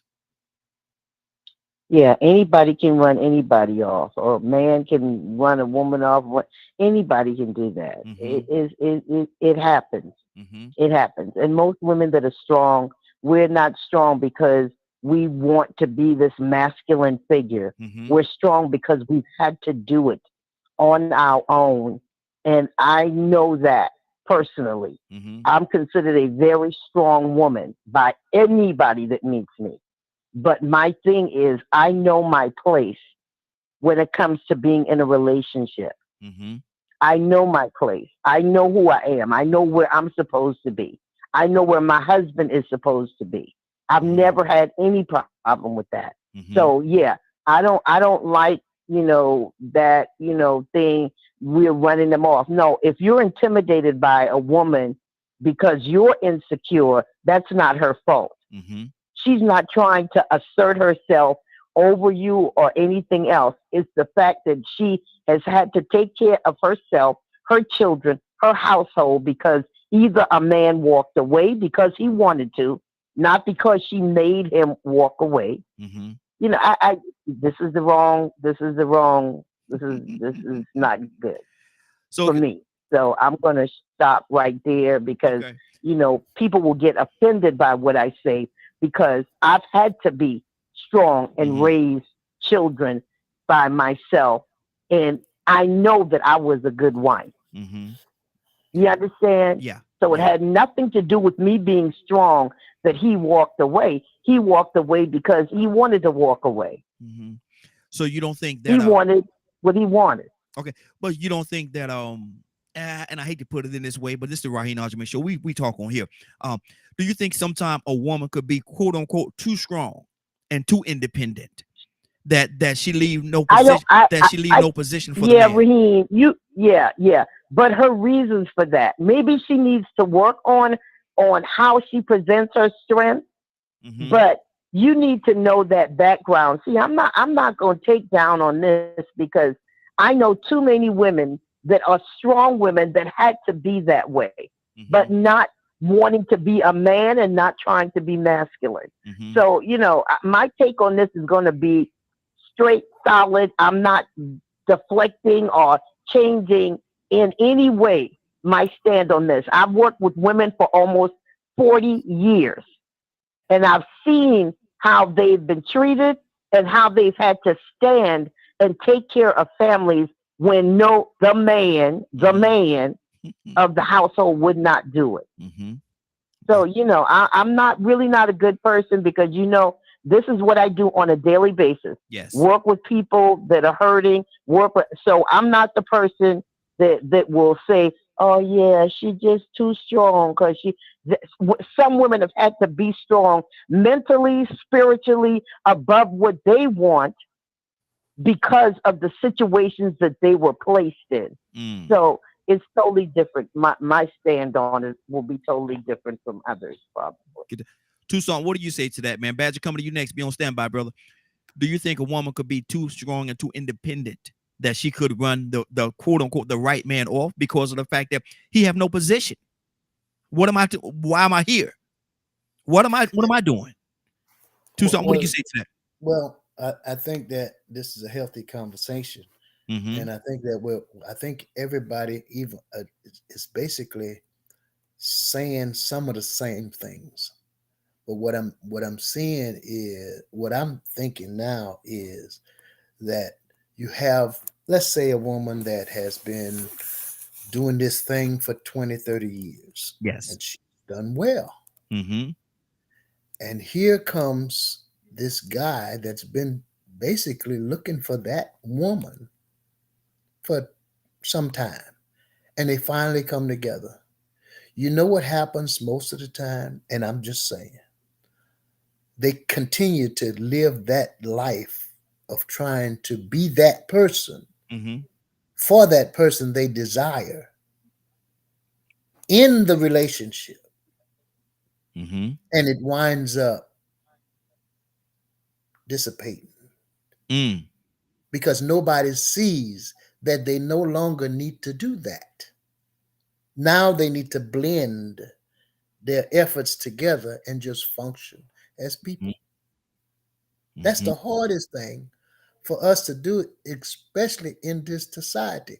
And maybe Badger can help me with this because maybe that I don't there's a word that I've heard um that I'm trying to get through my head, and it's kind of almost saying that toxic, toxic, something toxic, masculinity. Masculinity, toxic That masculinity.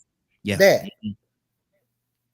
because when I hear that, um, that's what makes me say it's almost saying that now in this time that we live in, man, you need to come down a little bit and um show your gentle side.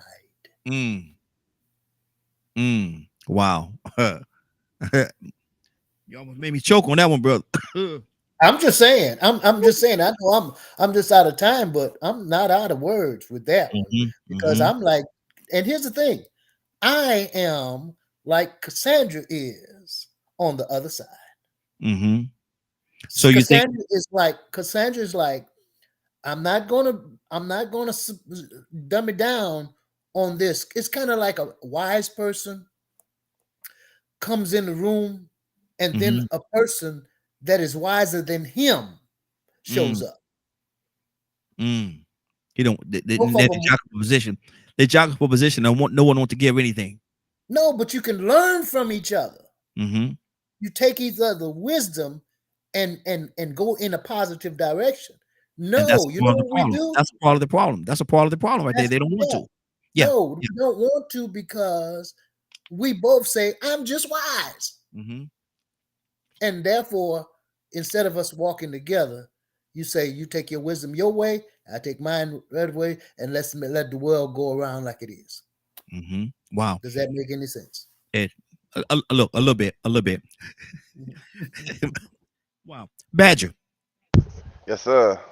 Do women, these independent women that we're talking about right now, Hmm. and she's been that way for raising a family, doing everything in the household for 5, 10, whatever years, and she meets somebody, and he's supposed to quote unquote be her soulmate. Does she know when to take off her boxing glove because she's having to fight? You know, she has to fight for so long, make and scratch and make sure everything is done. Does a woman know when to take off those boxing gloves and put them in the closet somewhere and let the family go as it should go? Um, sounds like that woman probably has enough knowledge to know what communication is. No, I say, does she know when to take off her boxing gloves? Because she's been doing so much for so long. She's been having to do everything. She's had to be quote had to be the balance in the household, and the balance of the man and woman working together collectively. But she had to be everything on her own, fighting and fighting for everything. Now that he's in that household, do she know when to take off those boxing gloves? I think most of them do Mm, in the way that you're describing it. mm, See, if saying the word soulmate, if that really is the case,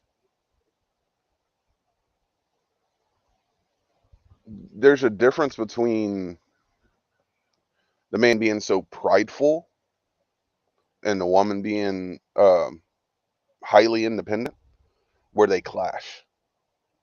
But if they're open to communication, it's not an issue wow, because they're going to find that balance. it's amazing how you drew that picture just now. Man being so prideful and a woman being so independent. It's amazing how you put such a gap between them. But go ahead.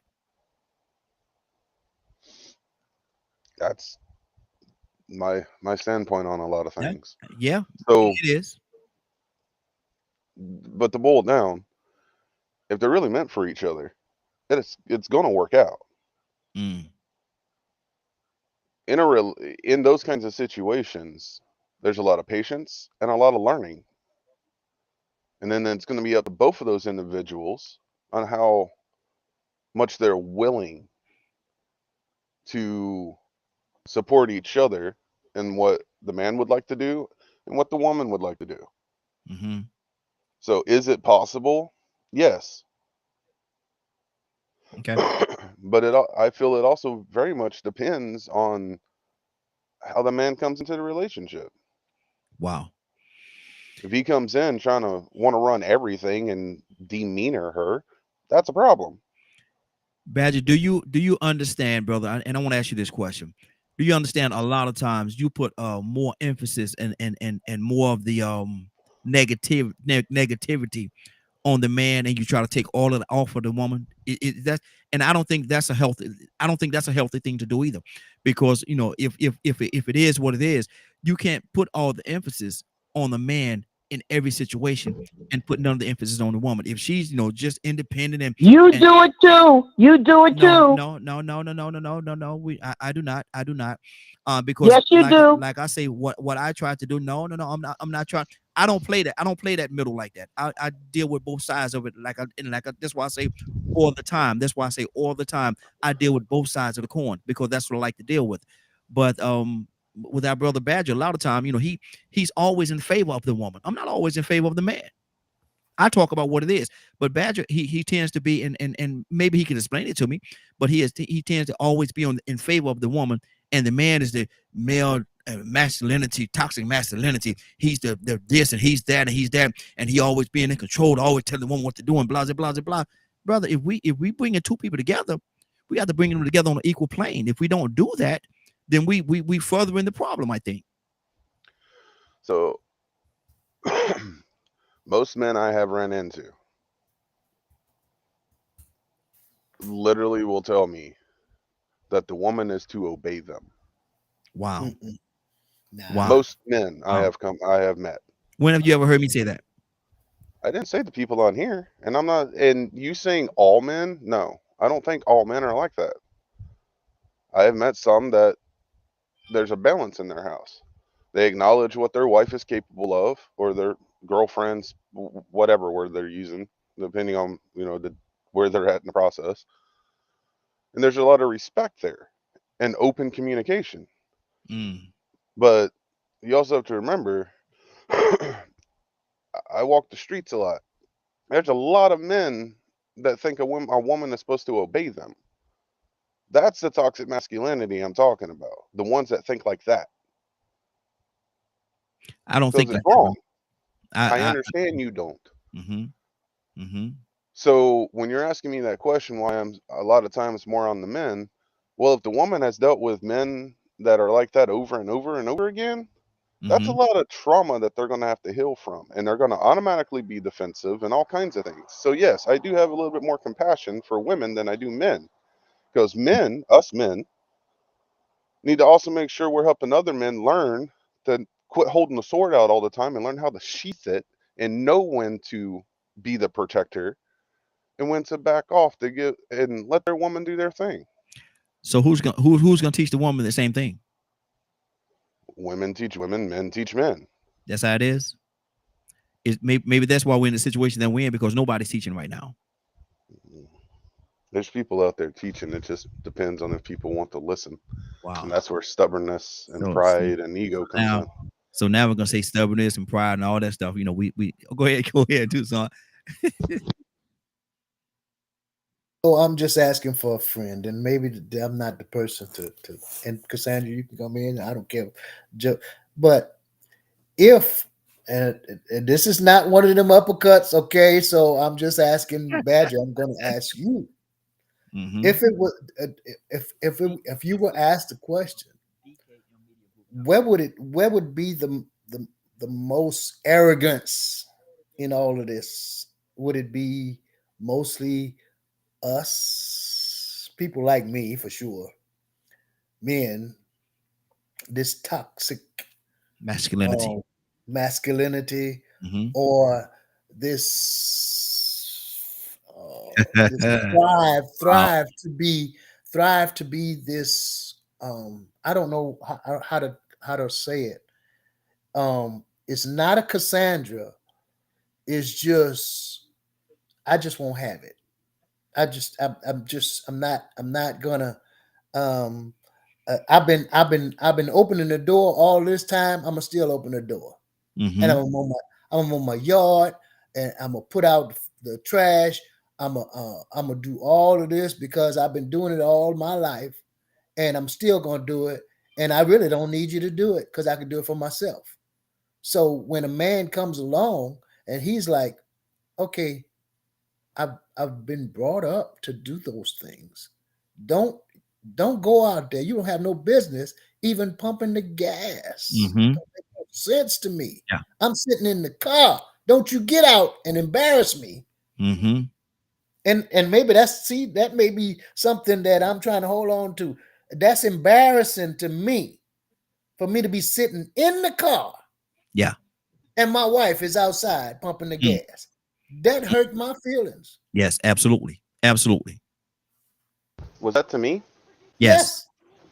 So, to me, what you're describing is silvery. I'm probably pronouncing it wrong, and I'm sorry for anyone listening. Mm-hmm. Shiver. But Chivalry. yeah, you've probably had the communication with your wife that this is what you want to do to show how you protect and how you are in this relationship, right? So you've had that communication between you and your wife of where you stand, and I'm pretty sure you're supportive in some of the things that she wants to do, right? Yes. Very. So do you tell your wife to obey you? That's the I don't difference. use that word. I better not use that word. Oh, I see, better not. okay, hold on. I'm telling That's you the right now. difference. I better not. I better not. I'm gonna tell you that right now.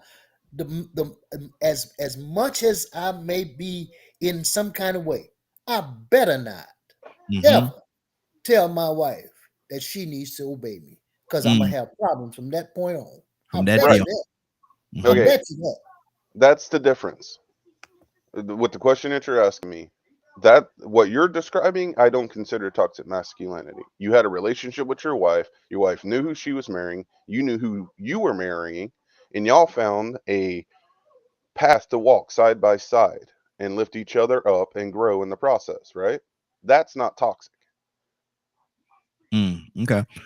My thing is this right here. If and if I was in a circle, go back to you also said that most of the men that you come in contact with that you see and stuff like that. If I was in a situation whereas most of the men that I saw or hung around felt that way about women, I would certainly find myself a different circle, man. I don't want to be dealing with y'all, man. Y'all got that caveman mentality.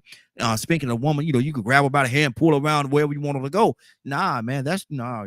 I can't deal with y'all cats. Cassandra, what's on your heart? Cassandra? Yeah, I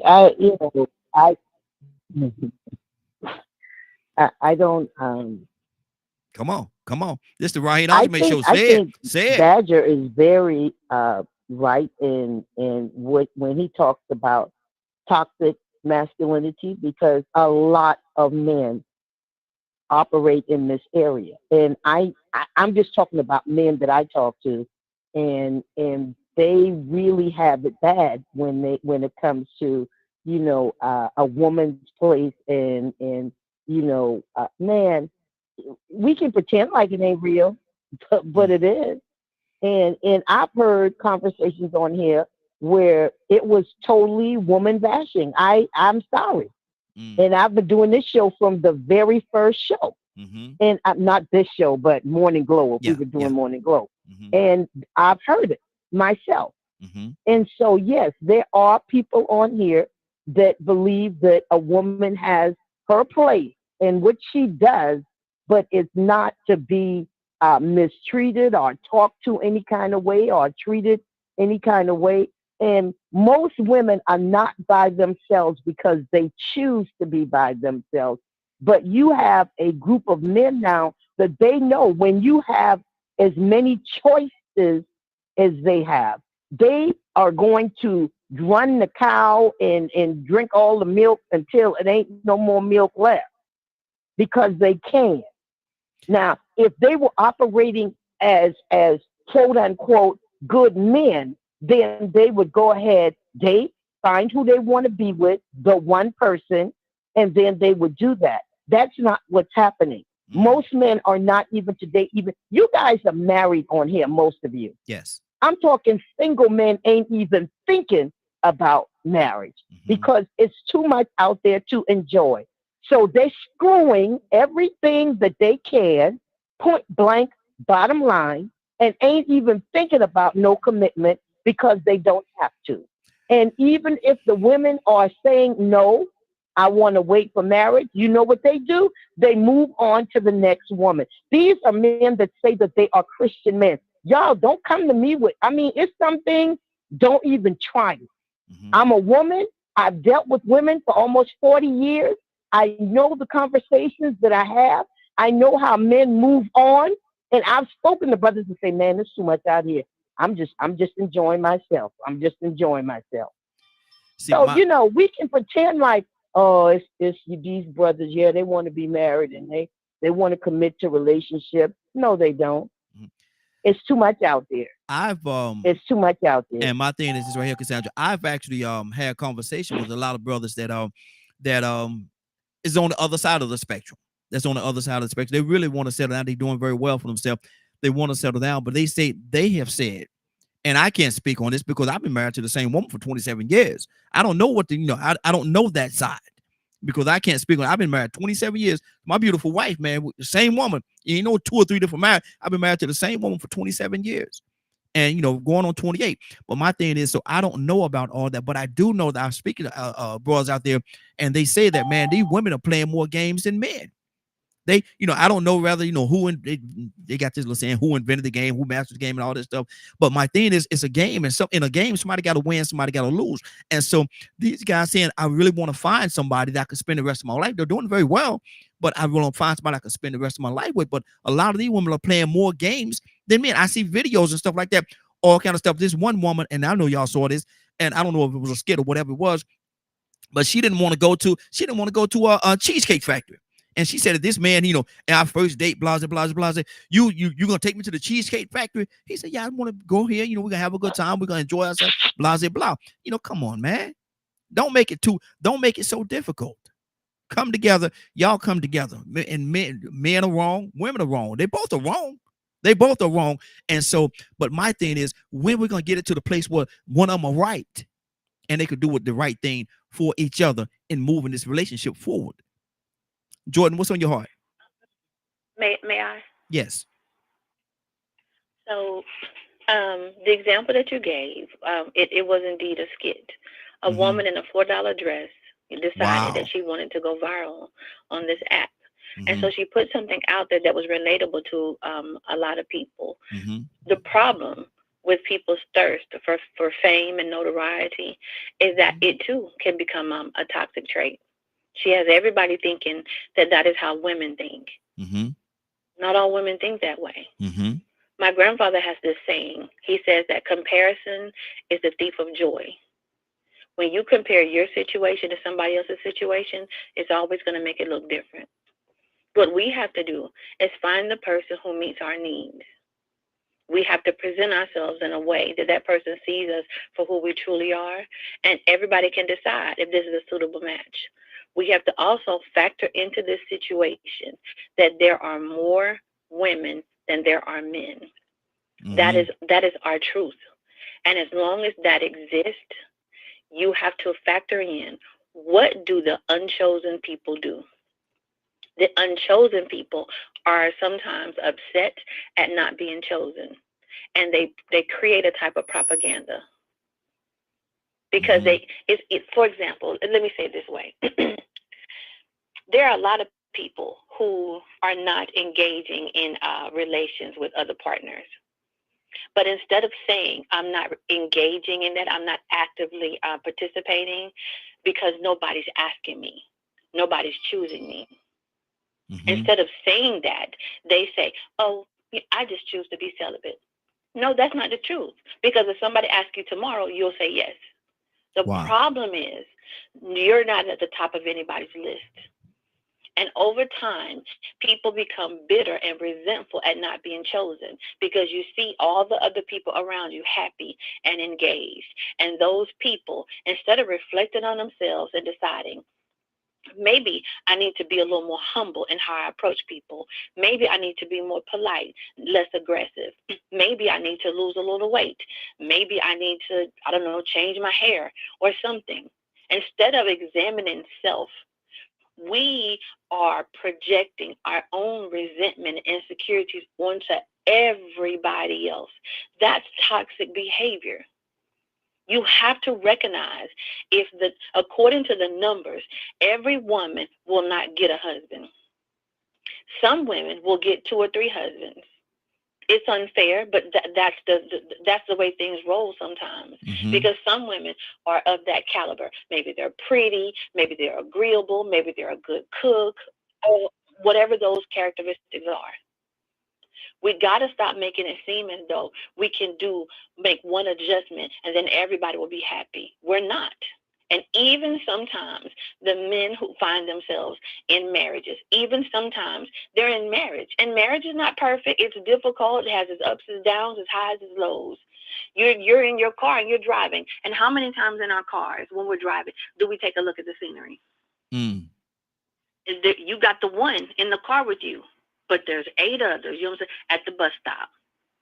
And then in your town, sometimes there's 3, 4, 5 bus stops on your way to your destination. Sometimes you're looking. Those at the bus stop may look different than what's in your car. Everybody don't have the self-control and discipline, you know what I'm saying, not to stop at a bus stop on occasion. That's the problem. The problem is everybody has to have a standard and say, if this is this woman's husband, let me not mess with this woman's husband. But we don't have that standard. Everybody wants to be loved by somebody. So the unchosen are always going to wreak havoc and make chaos. What we have to do is label them as what they are. These are the antics of the unchosen. Mm. Instead of putting that upon everybody and saying everybody acts this way. No, they don't. Mm-hmm. Everybody is not like that. Even the men sometimes who possess toxic traits. Not all men are toxic. Mm-hmm. On this conversation, the only one who has problems is Tucson. I'm just joking. Tucson. I'm just joking. Oh, look at that. Look at that. It's an uppercut, right hook, and an elbow at the same time. My friend, I'm just joking. Listen, you got a wife, so somebody don't mind whatever it is you putting out. Uh-oh. Somebody like what you putting out. She said somebody. 508-924-3521. 508-924-3521. We're talking about relationships and the difficulties. Let's say it that way, the difficulties in relationship. Let me go to Stanley. Stanley, good morning. How are you doing this morning? Good morning, brother. Happy New Year to everyone. Hey, Happy New Year to you as well, sir. Stanley, do you? Thank you. Let me go here with you. Are men, who's more sensitive, men or women? Are men more sensitive than women? And Shanavia, coming to you next, sis.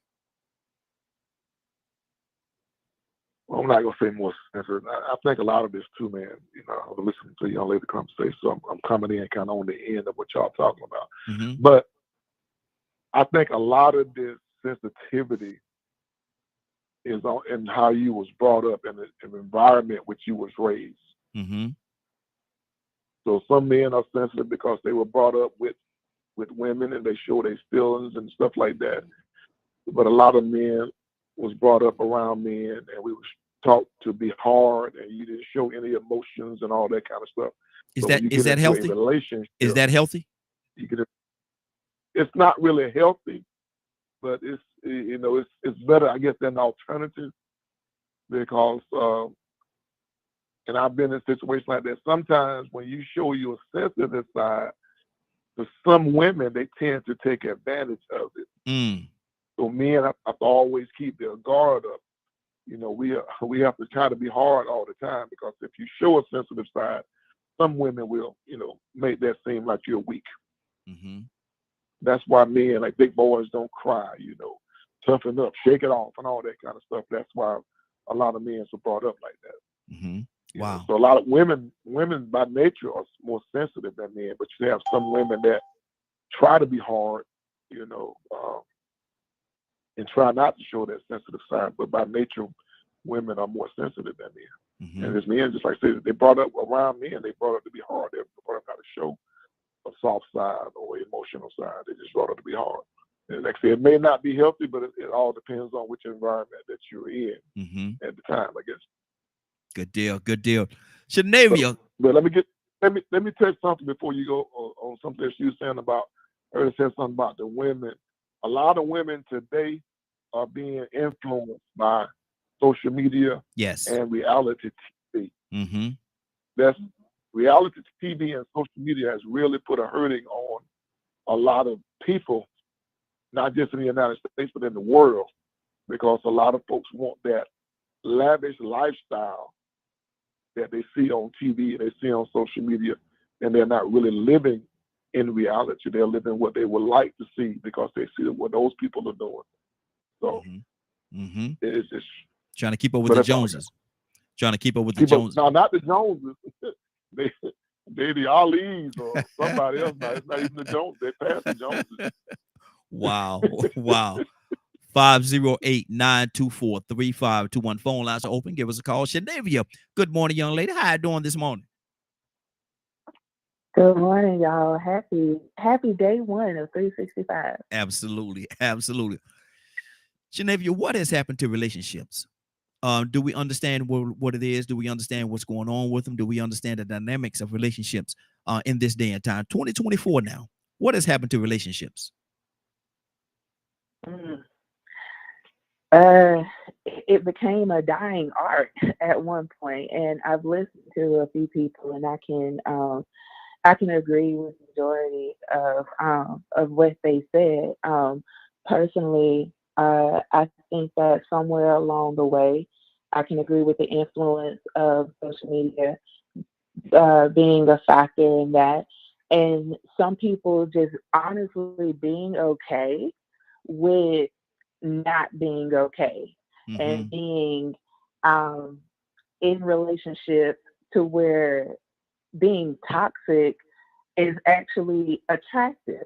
Wow. And it's a little bit of everything. Like I was dating a guy last year after my breakup, and he was like, sometimes I'm gonna push your buttons because I want to see you get mad. I'm like, nobody wants that. And I don't want to have to operate with someone to where you're purposely going to trigger me to get a reaction out of me, to know if I like you or not. I'm very upfront with my feelings. If I like you, you're going to know it. If I don't, I'm going to tell you, and I'm going to exit stage left. I cannot operate in an environment to where you're purposely putting me in survival mode. I don't want that. I think that some people are not willing to look at themselves and do whatever work that needs to be done. And I'm not just talking about the physical work.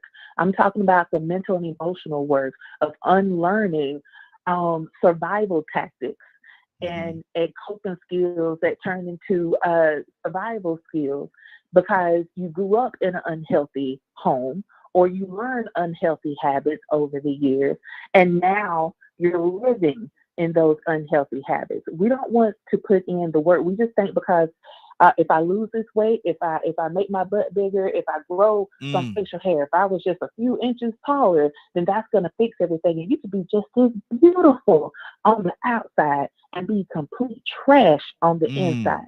Wow. Wow. And we don't want to do that. We're in an identity crisis on what we feel that it is to be a man and what we're told to be a woman. So until we really identify who we are, what we need, what safety looks like for us, what love feels and looks like for us, it's going to be this merry-go-round. And there are people that are out there doing the work. There are people out there that are ready and that has put in the time and the effort to unlearn and then relearn.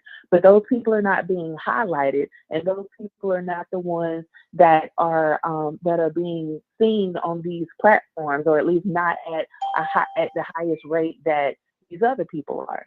So yeah, it's a lot of work that we need to put into it. But I think that we in this identity crisis. We don't know who we are. Wow. Toya with a T, what do you say to that, man? Have we lost the art of relationships? The relationships like back in the day where, they were together for the rest of 20, 30, 40, whatever years. Have we lost that? Yeah. Because, or are we to the point where, it's just a situation where, okay, I don't like the way you chew your food. So next, I don't like, it's so many, are we so quick and willing to throw a person away in this day and time, Toya? Yeah. I think that because of the dysfunction and the lack of structure in the households, a lot of people don't know how to interact in a relationship.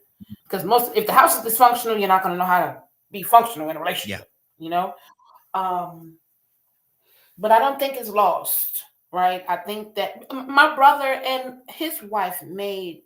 Let me see. I'm 46. 40 years they've been together. 33 years they've been married. Mm-hmm. But one thing about doing that it is a fight. It's a lot of hard work. Yes. I mean, just to stay on one job, you got to go through all these different changes Mm-hmm. and seasons and issues just to make it to retirement. And it's complicated when it comes to a relationship. And I think that's what we take for granted. But oftentimes we take it for granted because of lack of structure. I say this from time to time that we talk about all this other stuff, but we don't never talk about God. Come on. And because we enter into these relationships outside of the way he said do it in the first place, it's only going to cause the fight to be even more of a struggle. Mm-hmm. And we forget about that. We forget about the infiltration that goes on when we're being raised as a young man and a young woman in an off-balanced household. But like what the young lady said, now you got this toxic, mad, angry woman raising 6 black men in one household, Mm-hmm. but never teaching them the proper balance of being a real man. And then they got to go and make people. And some of them go off and make 30-something babies. All these different women. Do we stop the cycle? That's not a matter of it wasn't enough.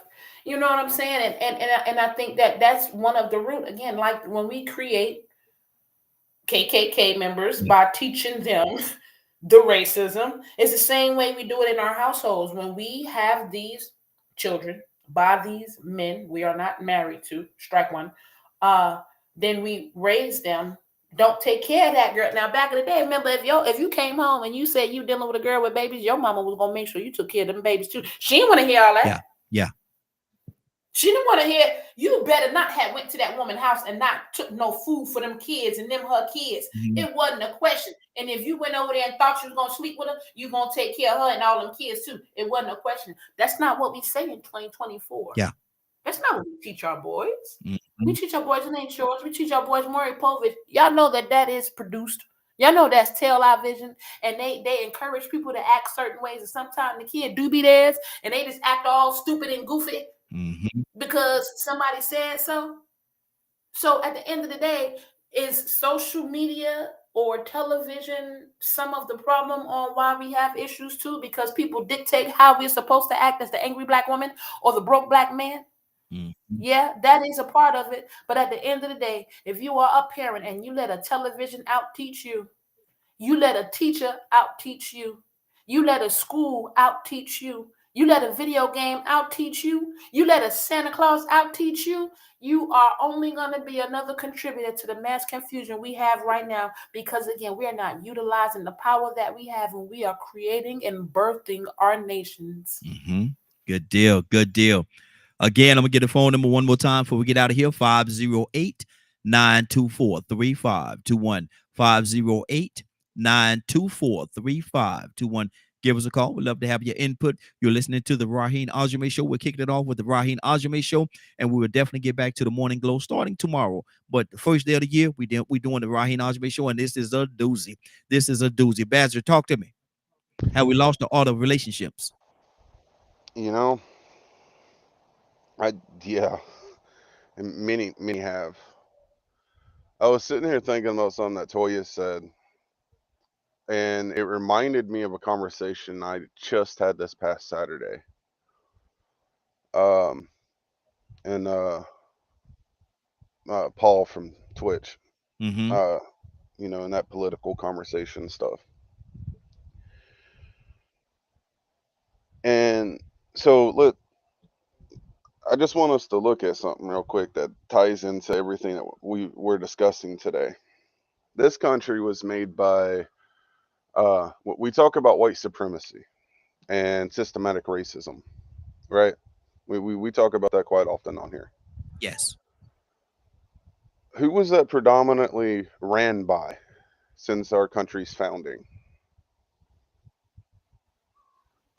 White males, Mm-hmm. because women were not allowed to have positions of power and people of other races were not allowed to have positions of power.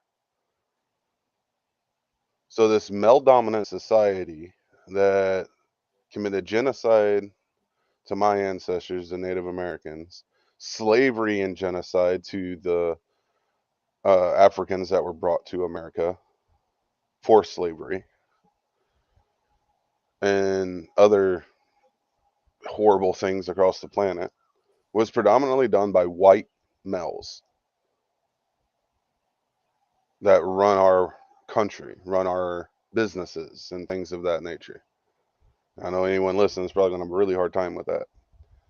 So when we talk about toxic masculinity and about relationships and all these other things, you have to remember we're trying to undo what our society is because of those evil white males that were running our country and our businesses, our schools, our churches, and things of that nature that had this narrative of pushing to keep us fighting and separated from each other. So, yes, we're going to have a hard time understanding relationships. Yes, we're going to have a hard time knowing what the male's role actually is and the woman's role is actually, because we're having to undo a lot of nasty teachings to get back to where we should be. Mm-hmm. Wow. Wow. Tucson, what do you say to that, man? Have we lost the art of relationships? Do we even know what a relationship should look like in this day and time? Still, we trying to figure it out still. Mm-hmm. Wow. Um, Where now, are our examples? slim to none, faded, dying, dead. They're grandpas, Wow. and they're. How many? Let me ask the question, because we have to point them out. How many 75 and 80-year-old people do you know? Mm. That's where they are. Mm. They're fading out with them. Mm-hmm. And the rest of us, and here's, let me just say this.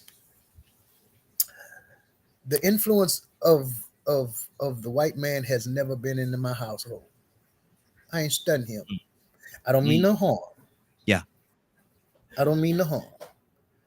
Racism and segregation and all of that kind of stuff, I don't even entertain it.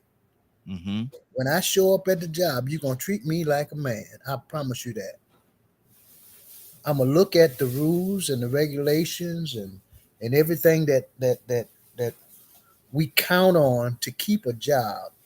As far as the policies and procedures, I'm gonna look them up to make sure that when I show up, you treat me like I'm supposed to, and I'm gonna conduct myself in order to keep a job.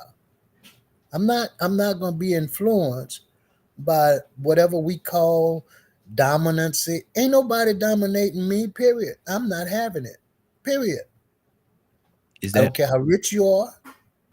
So I don't think that has anything to do with watch this? our relationships. Does that have something to do with what Jordan said about you in the beginning? No, maybe. She said what she want. She done uppercut me a couple of times and cut me to the core. Yes, sir. Yes, sir. It's okay. It's okay. Sometimes we got to bleed. Mm-hmm. Long as we don't bleed out. So and I like what she said now. Mm-hmm. You thought I wasn't gonna go there, but sure I am. Yeah. Yeah.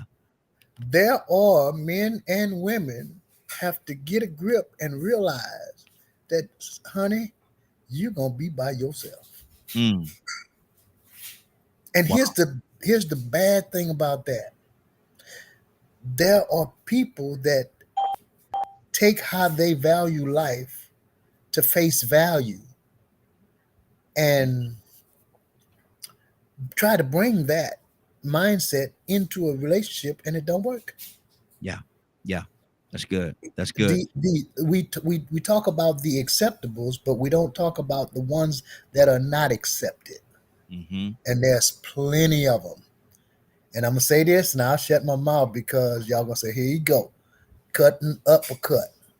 Some people run their mouth too much. Mm. Now, would some of those people be women? I'm glad I said people. Okay. Okay. Yes. And then and then there are some, and I'm gonna say men, that they are like, okay, okay. Now you Mm. take that for what it's worth. Mm. Okay. Okay. I heard somebody in the background said, yes. Who, Tanya, who was it that said Tanya. yes? Toya, talk to me, sis. That was me, Jordan. Okay, Jordan, what, Yes. explain to me why you said yes. I think that as a people, sometimes we all of us talk too much, but especially uh, women. Women Mm. sometimes talk so much that we don't even hear what you've said to us. You ever had a conversation with a woman and she tell you how you feel? Mm. She'll say something and she'll attribute it to you. She'll say you said this. You're like, I didn't say that. I think Because we Tucson. even hear I what think we want to Tucson had hear. a We conversation tune like out that this morning. everything that doesn't meet our message or that doesn't meet our level of comfort. So we lack communication skills sometimes. I agree, both sides. But in particular, I think that women are guilty of it because we fantasize. Mm-hmm. And those fantasies and that dream of what we think is right and proper and fulfilling, it finds its way into every conversation. Let me Mm-hmm. tell you what I mean. A woman will go on one date with a man and she'll start trying on his last name. Mm.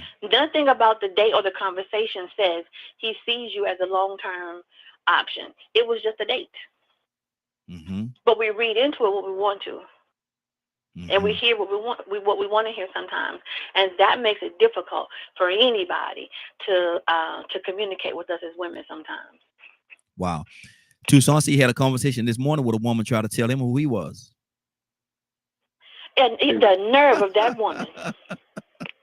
Hey, Rock, can I say something about that? Absolutely. Hey, Go ahead, sir. Yes, hey, sir. Raheen, you You, got someone on YouTube asking for the number, bro. Yeah, I sent it to him.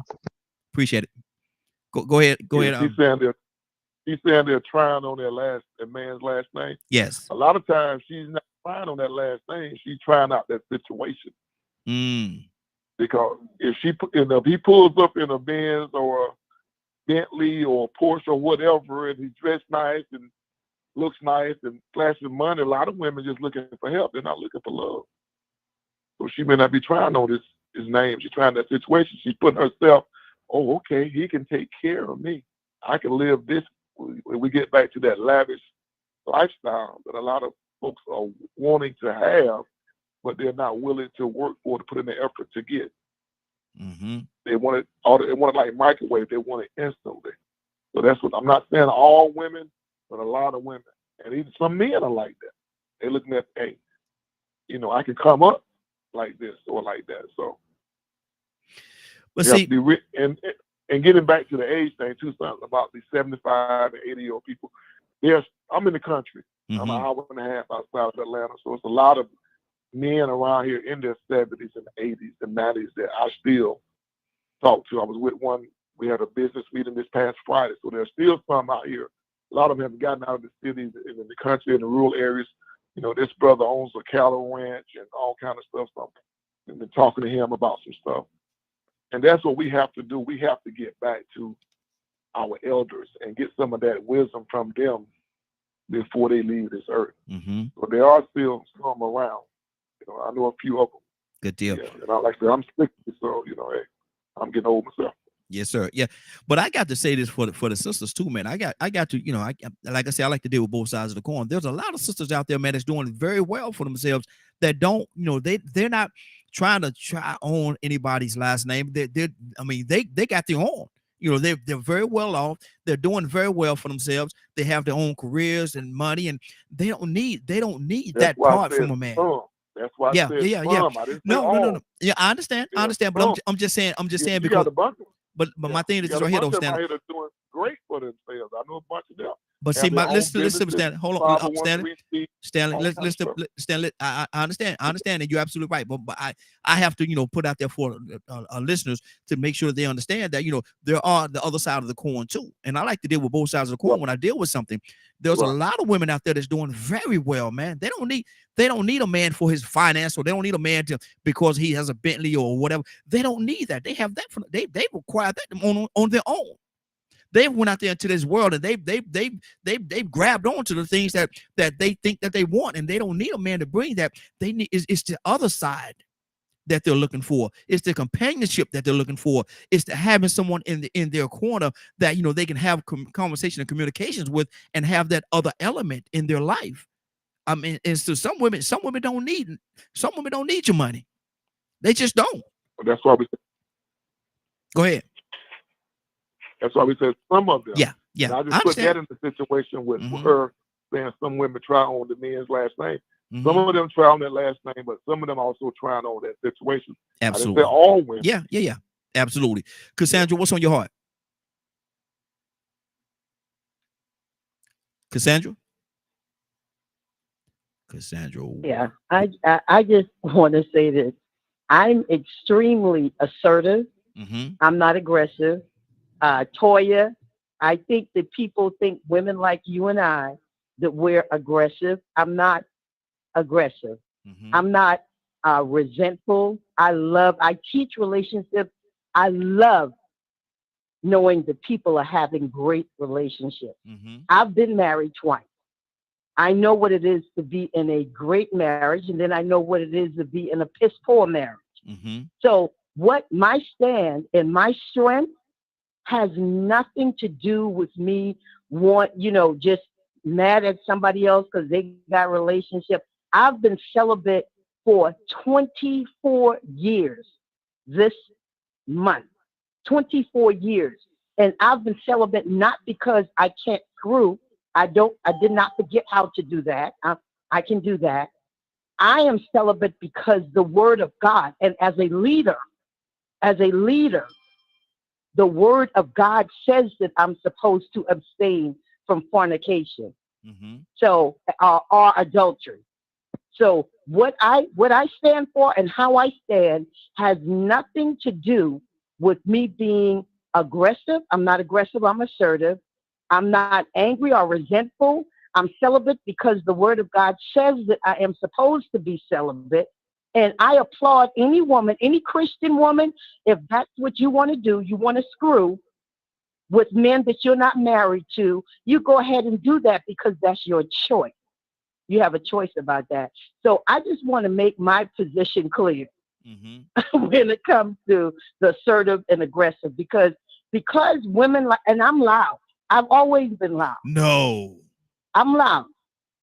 So I don't want anybody to misconstrue who I am because I'm loud.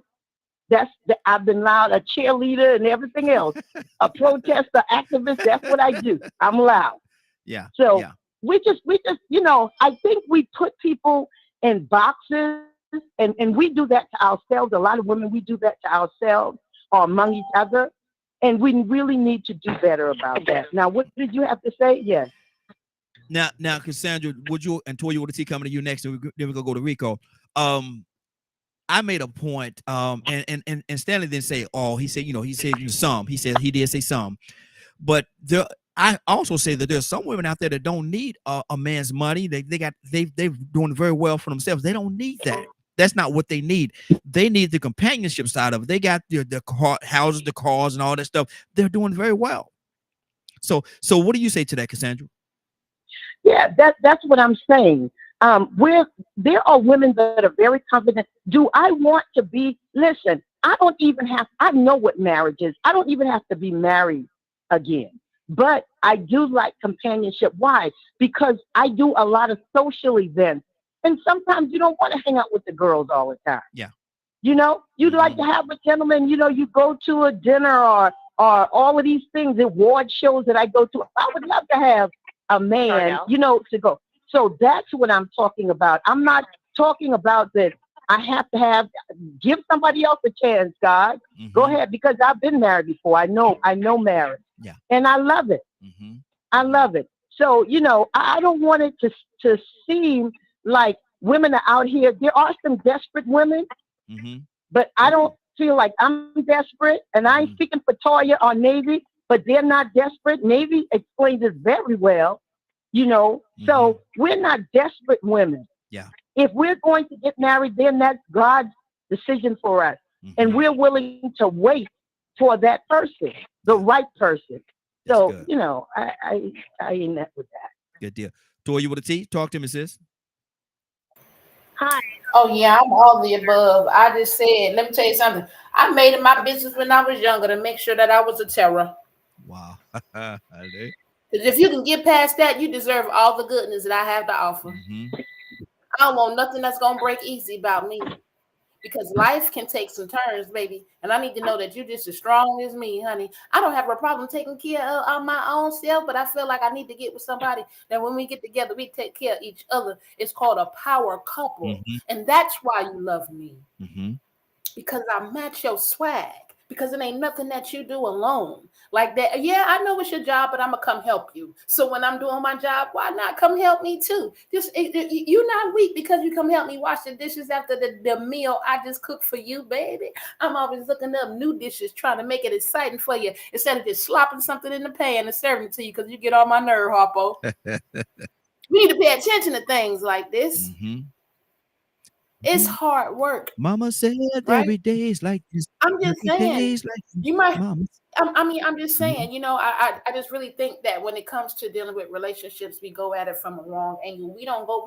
We're supposed to. That's how we were supposed to go at. You ain't supposed to be labeled nobody unless you want to marry her. That's what it was. They were prearranging stuff. But then we done changed society now. Now we just could sow royal oats and stuff and things. It ain't no responsibility attached to having sex now. So that's why everybody doing it willy-nilly. Because at one point in time, if your Peter Wacker went there, you was going there and you was finna get married to the whole, and they was finna have this whole shotgun wedding, honey, and everybody getting married, and they bringing both sides, and it finna be what it is. I mean, I'm just saying. And then we grew away from that and we grew into independence. Now we're okay with having casual sex because I want to have sex and not marry you. I want to have babies from you and not marry you. I want to have babies from you and a couple of other people and then sit back and wonder what's going on. Why is there confusion in my house with all the different little bloods running around? There's so much behind this that we don't even think about on a daily basis because we just moving casually. We don't even understand. We treating it like we raising goldfish. Exactly. But it's okay. Wow. Because at the end of the day, if we don't check ourselves, it's not about me checking nobody else. I'm going to tell you what God kept telling me. Every time I told him about an excuse on why I was the way I was, why I did what I did, why I didn't want to surrender, he brought it right back to me. But what about you? Wow. That's what it is. We're gonna go in this order right here. We're gonna go Rico, Leonard, and we're gonna go to we got Taylor on the line as well. So Rico, we're talking about relationships, man. Have we lost the art of relationships? Is everybody just playing a game in this day and time? We in 2024 now, and this is the Raheen Ashimi show. So Rico, let's talk about it. Good morning. How you doing this morning? Man, I can't complain, man. Go ahead and let her go. That's Miss Taylor. Hi, yes. Good morning. How you doing this morning? How are you? I'm doing well. Good to have you with us. Have we lost the art of relationships? Have we lost the art of relationship? Do people know how to have a relationship in this day and time? Honestly, I do feel that people have lost the art of relationships because I feel that people can't stop focusing on themselves.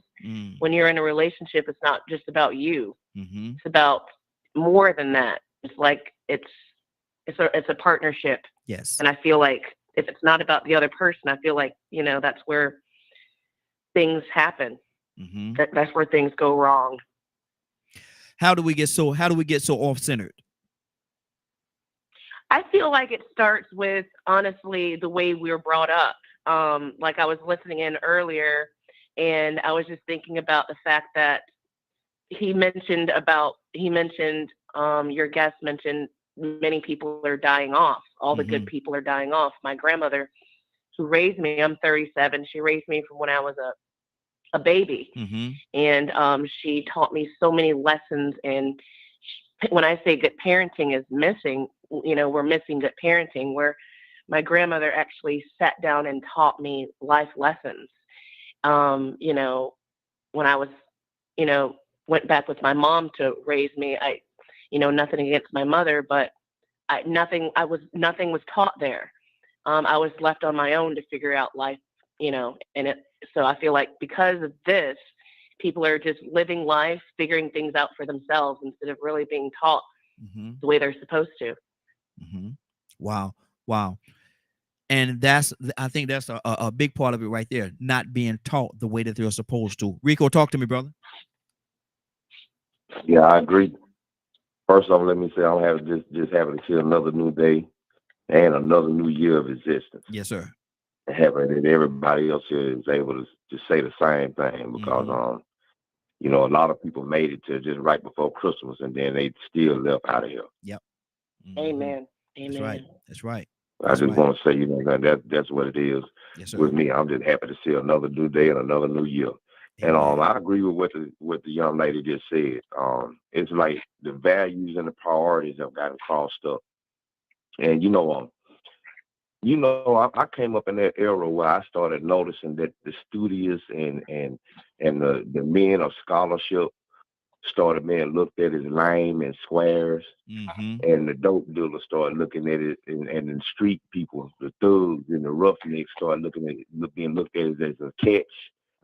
And so character went out the window. I mean, in this era right now, you hear women and people talk about swag, but you don't hear nothing about character. You hear about the bags. Yeah. You hear different people going back and forth about relationships, and you ask a woman, would you rather get with a man that's faithful and making average money, or a wealthy man that cheats? And they say, I want that wealthy man that cheats. Oh, so do you expect that cheater to take care of you if you ever get sick or have a car accident and get paralyzed? Instead, you expect that wealthy cheater to be more faithful to you when you really need that significant other? These people are getting together for the wrong reasons. Yep. And they're picking partners for the wrong reasons, and they're creating life for the wrong reasons. And when they get married and get divorced, these wrong reasons still keep them getting married and getting more divorces, married and more divorces. Then you got some people, they're not getting married for those reasons. They only get married because they don't want to be lonely. And I can understand that. But you still have to make sure the character of the person that you are marrying is that person that you would need when in that time of sickness and health. when they talk about that in the vows, somebody's gonna still be there. Exactly. It's responsibility. It's really hard for people to get with. I ain't gonna say it's hard, but people are mainly getting with people for the wrong reason. But I can understand them getting with somebody because you don't want to be lonely. Because I can honestly admit, in these last, I'll say 7 or 8 years, man, I know so many people that have been found dead in their homes alone. Wow. After days and days, people didn't check on them. They didn't have that significant other, whether he was even a good friend or companion that would just call and check on them every day. They didn't have that. Yeah. So I get it.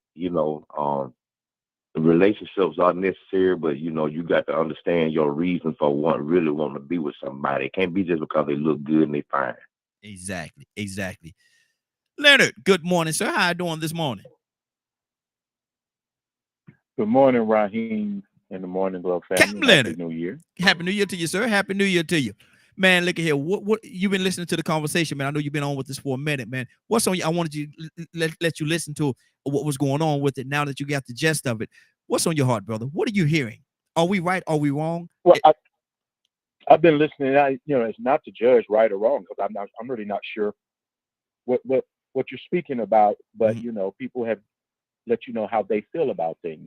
Whether right or wrong, it is a feeling. Have we lost relationships? Have we lost the art of relationships? No, I don't think the people. So some people ain't never had them. Wow. So you have to really clarify, because the people who are relationship worthy still know how to have them. Relationship worthy. Okay. Go ahead. Because everybody don't deserve somebody. You understand? So some folks just Some need to be folks by simply themselves. are not eligible. Leonard, you saying some folks just need to be by themselves? Yeah. It's quite evident.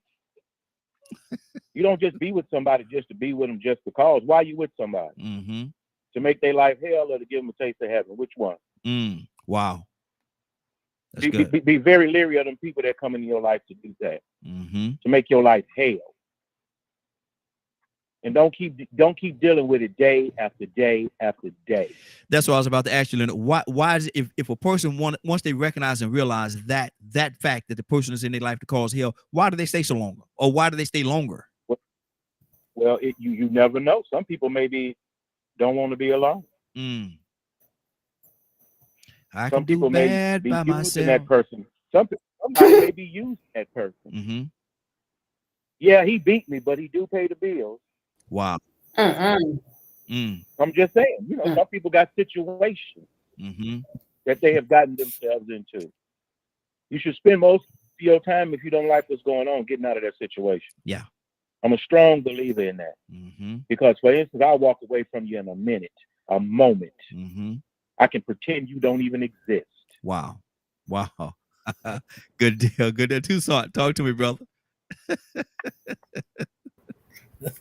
I wanna thank Leonard for coming in, because I don't feel so cut. Really? Not really?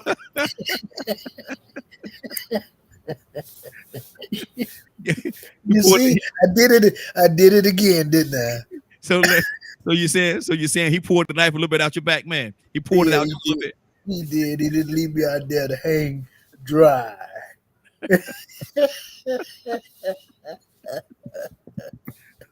This, I don't know how we got here talking about our resolutions. Yes. But I think part of resolving some of the issues is having some of the conversations that are necessary. Yeah. Because I think, and just me, we can't say that we're not in a mess. And then our mess is not getting any better. Here's one thing that I would say, and I shut up. We better grab some of these older folks. Yeah. That are going off the scene. They're not crazy, because whatever they did worked. Yeah. And some of the things that they did kept it together. And some of our younger generation that's coming up, they think the older people were stupid. But if that's so, then why are we so dysfunctional? Wow. What happened? And I'll leave that right there. Good deal. Well, let me go before I get out here. Let me go to Sinead. Sinead, what's on your heart, sis? Talk to me. I don't know if I have anything additional to add, because I think that would take us into a whole another 2-hour segment. But the conversations are necessary. Relationships are not a one size fit all. Are the relationships? And I'll double down for whatever. Are the relationships in this day and time, are they healthy? Are they healthy relationships, do you think? I think that depends on the individual. I don't think all of them are toxic, but just like any relationship for any generation at any time, you're going to have your good and your bad.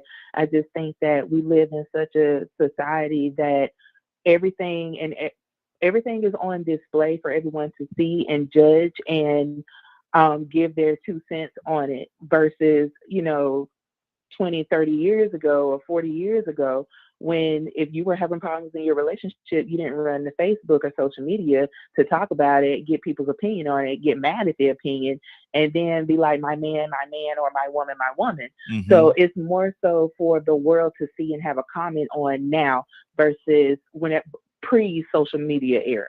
Good deal. You could just talk to your girlfriends, on Sunday after church or something, and be like, girl, guess what he did now? Or talk to your homeboys at the barbershop. Yeah. But we don't do that. We run the social media. So it does seem that there are more toxic and unhealthy relationships. But I do believe that people can unlearn those toxic traits because you learned them from somewhere. It was embedded in you from somewhere.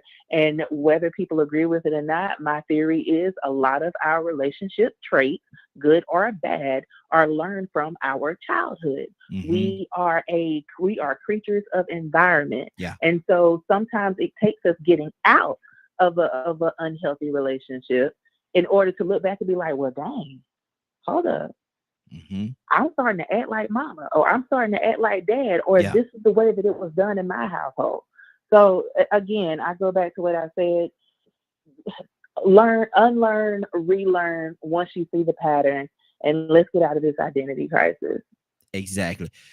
Cassandra, have social media, because it's been said on here a couple of times throughout the broadcast this morning, that social media has lended its hand in the shaping of relationships in this day and time. Do you find it to be true? Did you call me? Yes, Cassandra. Yeah. Okay. Absolutely, social media has played a huge part in the way that people look at relationships. That's why you have to be an independent thinker. I think, I don't know, somebody said they don't let anything that happens inside their house be affected by outside factors. Yes. And that's the way I am.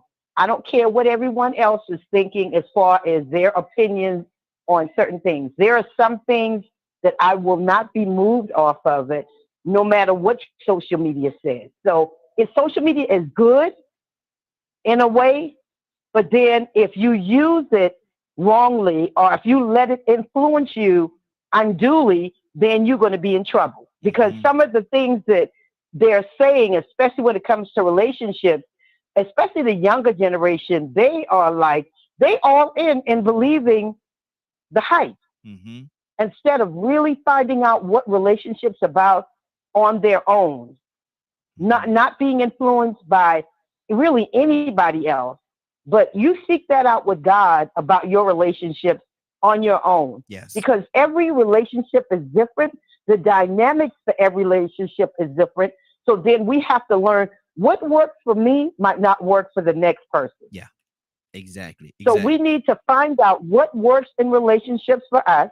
Those of you in here that have been married long periods of time, you had to figure out what buttons you didn't want to push, what buttons were a good push. So we learn people by having individual contact with that person. So, that's just my thing. I mean, that's going to be my stand forever. Every relationship is different. There are no cookie cutter relationships. Exactly. So don't be influenced by what anybody else is saying, what anybody else is doing. That's good. Find out for yourself between you and God and that person. There you go. Badger, talk to me. Man, that's a very valid point. No two relationships can be exactly the same because we are humans. We're individuals in many situations. We've discussed on here that my household is matriarchal. A lot of people don't agree with that, but it works for us, right? So it's just one of those things. And some people view that term as, saying that the men in a matriarchal society are weak. That's not true either. Good. So it's just one of those things. When it comes to relationships and it comes to men and women, we have to we have to decide, especially us adults, what's toxic, what's not, and what are the things we should pass on to the younger generation. That's We have good. plenty of examples in this world of how not to be. Instead of continuing those teachings, let's stop them. And until then, it's just keeps being a rinse and repeat. Let me go. Jordan, are you there? Yes, sir. I'm here. What if you had to name one main ingredient that would have to go into making a healthy relationship, what would that ingredient be? Humility. Mm. Number 2 would be respect. Mm-hmm. Now I said one. Now see you taking somebody I else's. think that humility and respect. I think Okay. that for men, my father taught me that respect is the currency of men. Mm-hmm. Some men would rather you respect them than love them, because Mm. how they view themselves and how they're viewed in society, their reputation matters just that much to them. And I think as women, we have to keep that in mind sometimes in our zest to be independent or to have a voice. Sometimes we step out of the boundaries of what is considered respectful. And I think that it's not always necessary. You can get your point across without, being disrespectful or without being offensive in any way.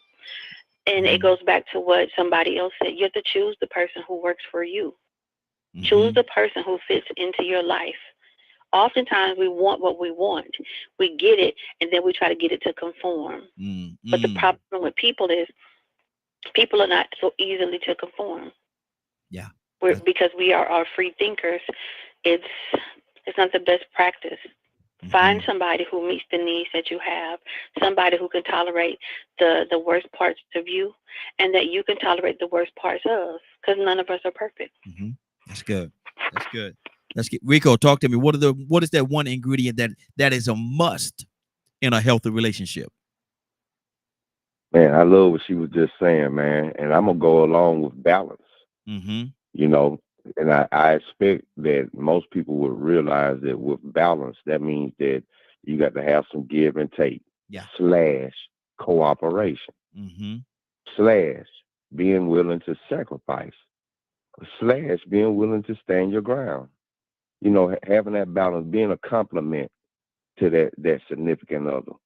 And mainly, like I said, looking at that compassion, because there may be a time that you may marry someone that you have children with, but they don't have good mothering qualities. Mm-hmm. There may be a time that a woman may marry a man and he is a good provider, but he like to go upside your head when he get mad.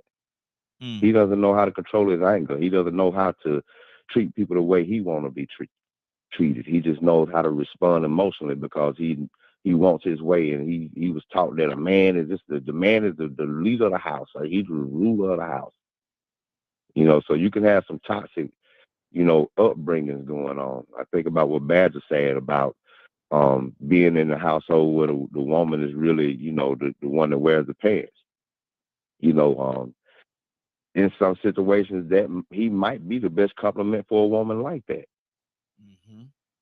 Mm-hmm. So, Wow. like I said, like what Joy said, you really have to find somebody that compliments you, but at the same time that the reason and the purpose behind that compliment isn't built on material or superficial gain, but the long sustainment of life. Yes, that's good. That's good. Stanley, what is that one ingredient that you know of that is absolutely a must? That's absolutely a must in regards to a relationship. Taylor, come to you next.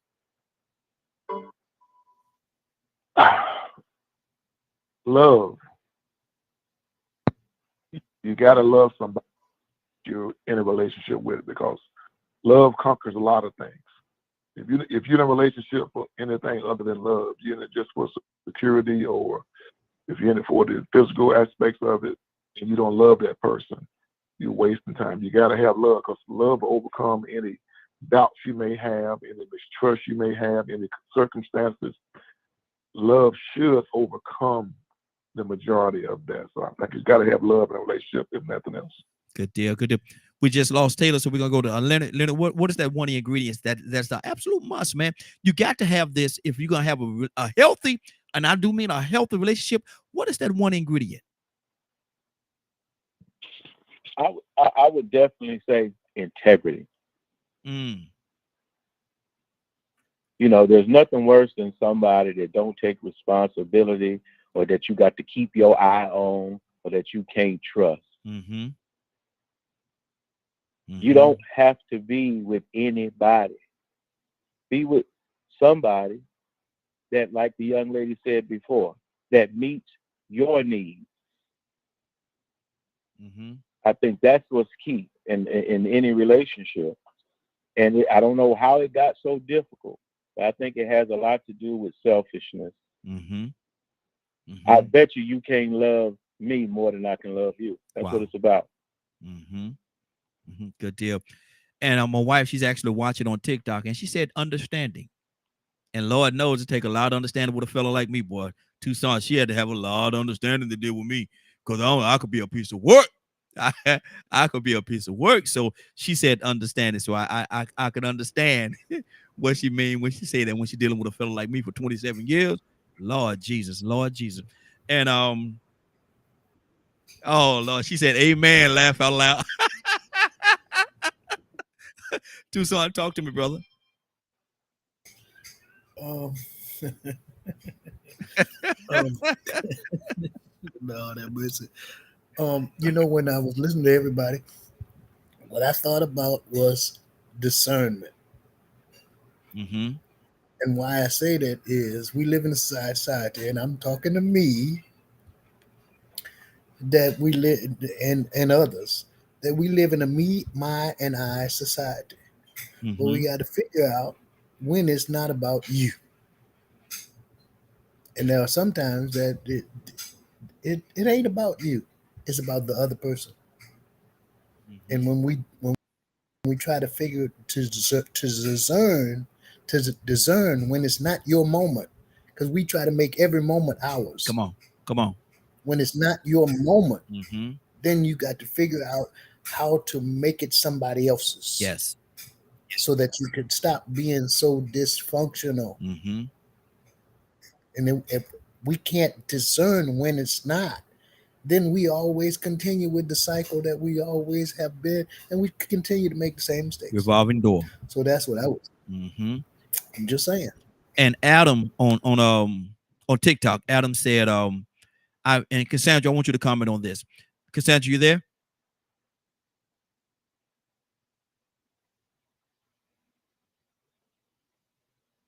We might have lost Cassandra. Leonard, I'm gonna let you comment on this one, Leonard. Adam said, I've been married 25 years. Love is not a feeling, but a choice. Do you agree with that? Yes. But excuse me, is that last word you said chore? Choice. Choice. Yeah. Mm-hmm. Wow. Yes, I agree. So at what point does love go from being a feeling to a choice? It's because one, every single day, it can be tried. Every single day. Every single day ain't a great day. Mm-hmm. Some of the days other people call, some of the days you get on the wrong side of the bed. And you're going to be challenged every day. And that's what makes it stronger over time. Mm-hmm. And you recommit yourself to that every day. Mm-hmm. You choose to do that. Marriage is not the end. A lot of folks can tell you that, okay? Mm-hmm. Sometimes it ain't forever, especially if you don't work at it. Wow. So you have to choose to do that. Mm-hmm. Really choose to do that. Mm-hmm. That's good. Because it takes work. Mm-hmm. And that's, I think, what he probably means when he mentions that as choice. Mm-hmm. That's good. That's good. Well, we're about to get out of here, man. It's been a great broadcast. We actually over 19 minutes, but that's okay, man. I think we helped some people along the course. But Leonard, there's some people, man, that tuned in.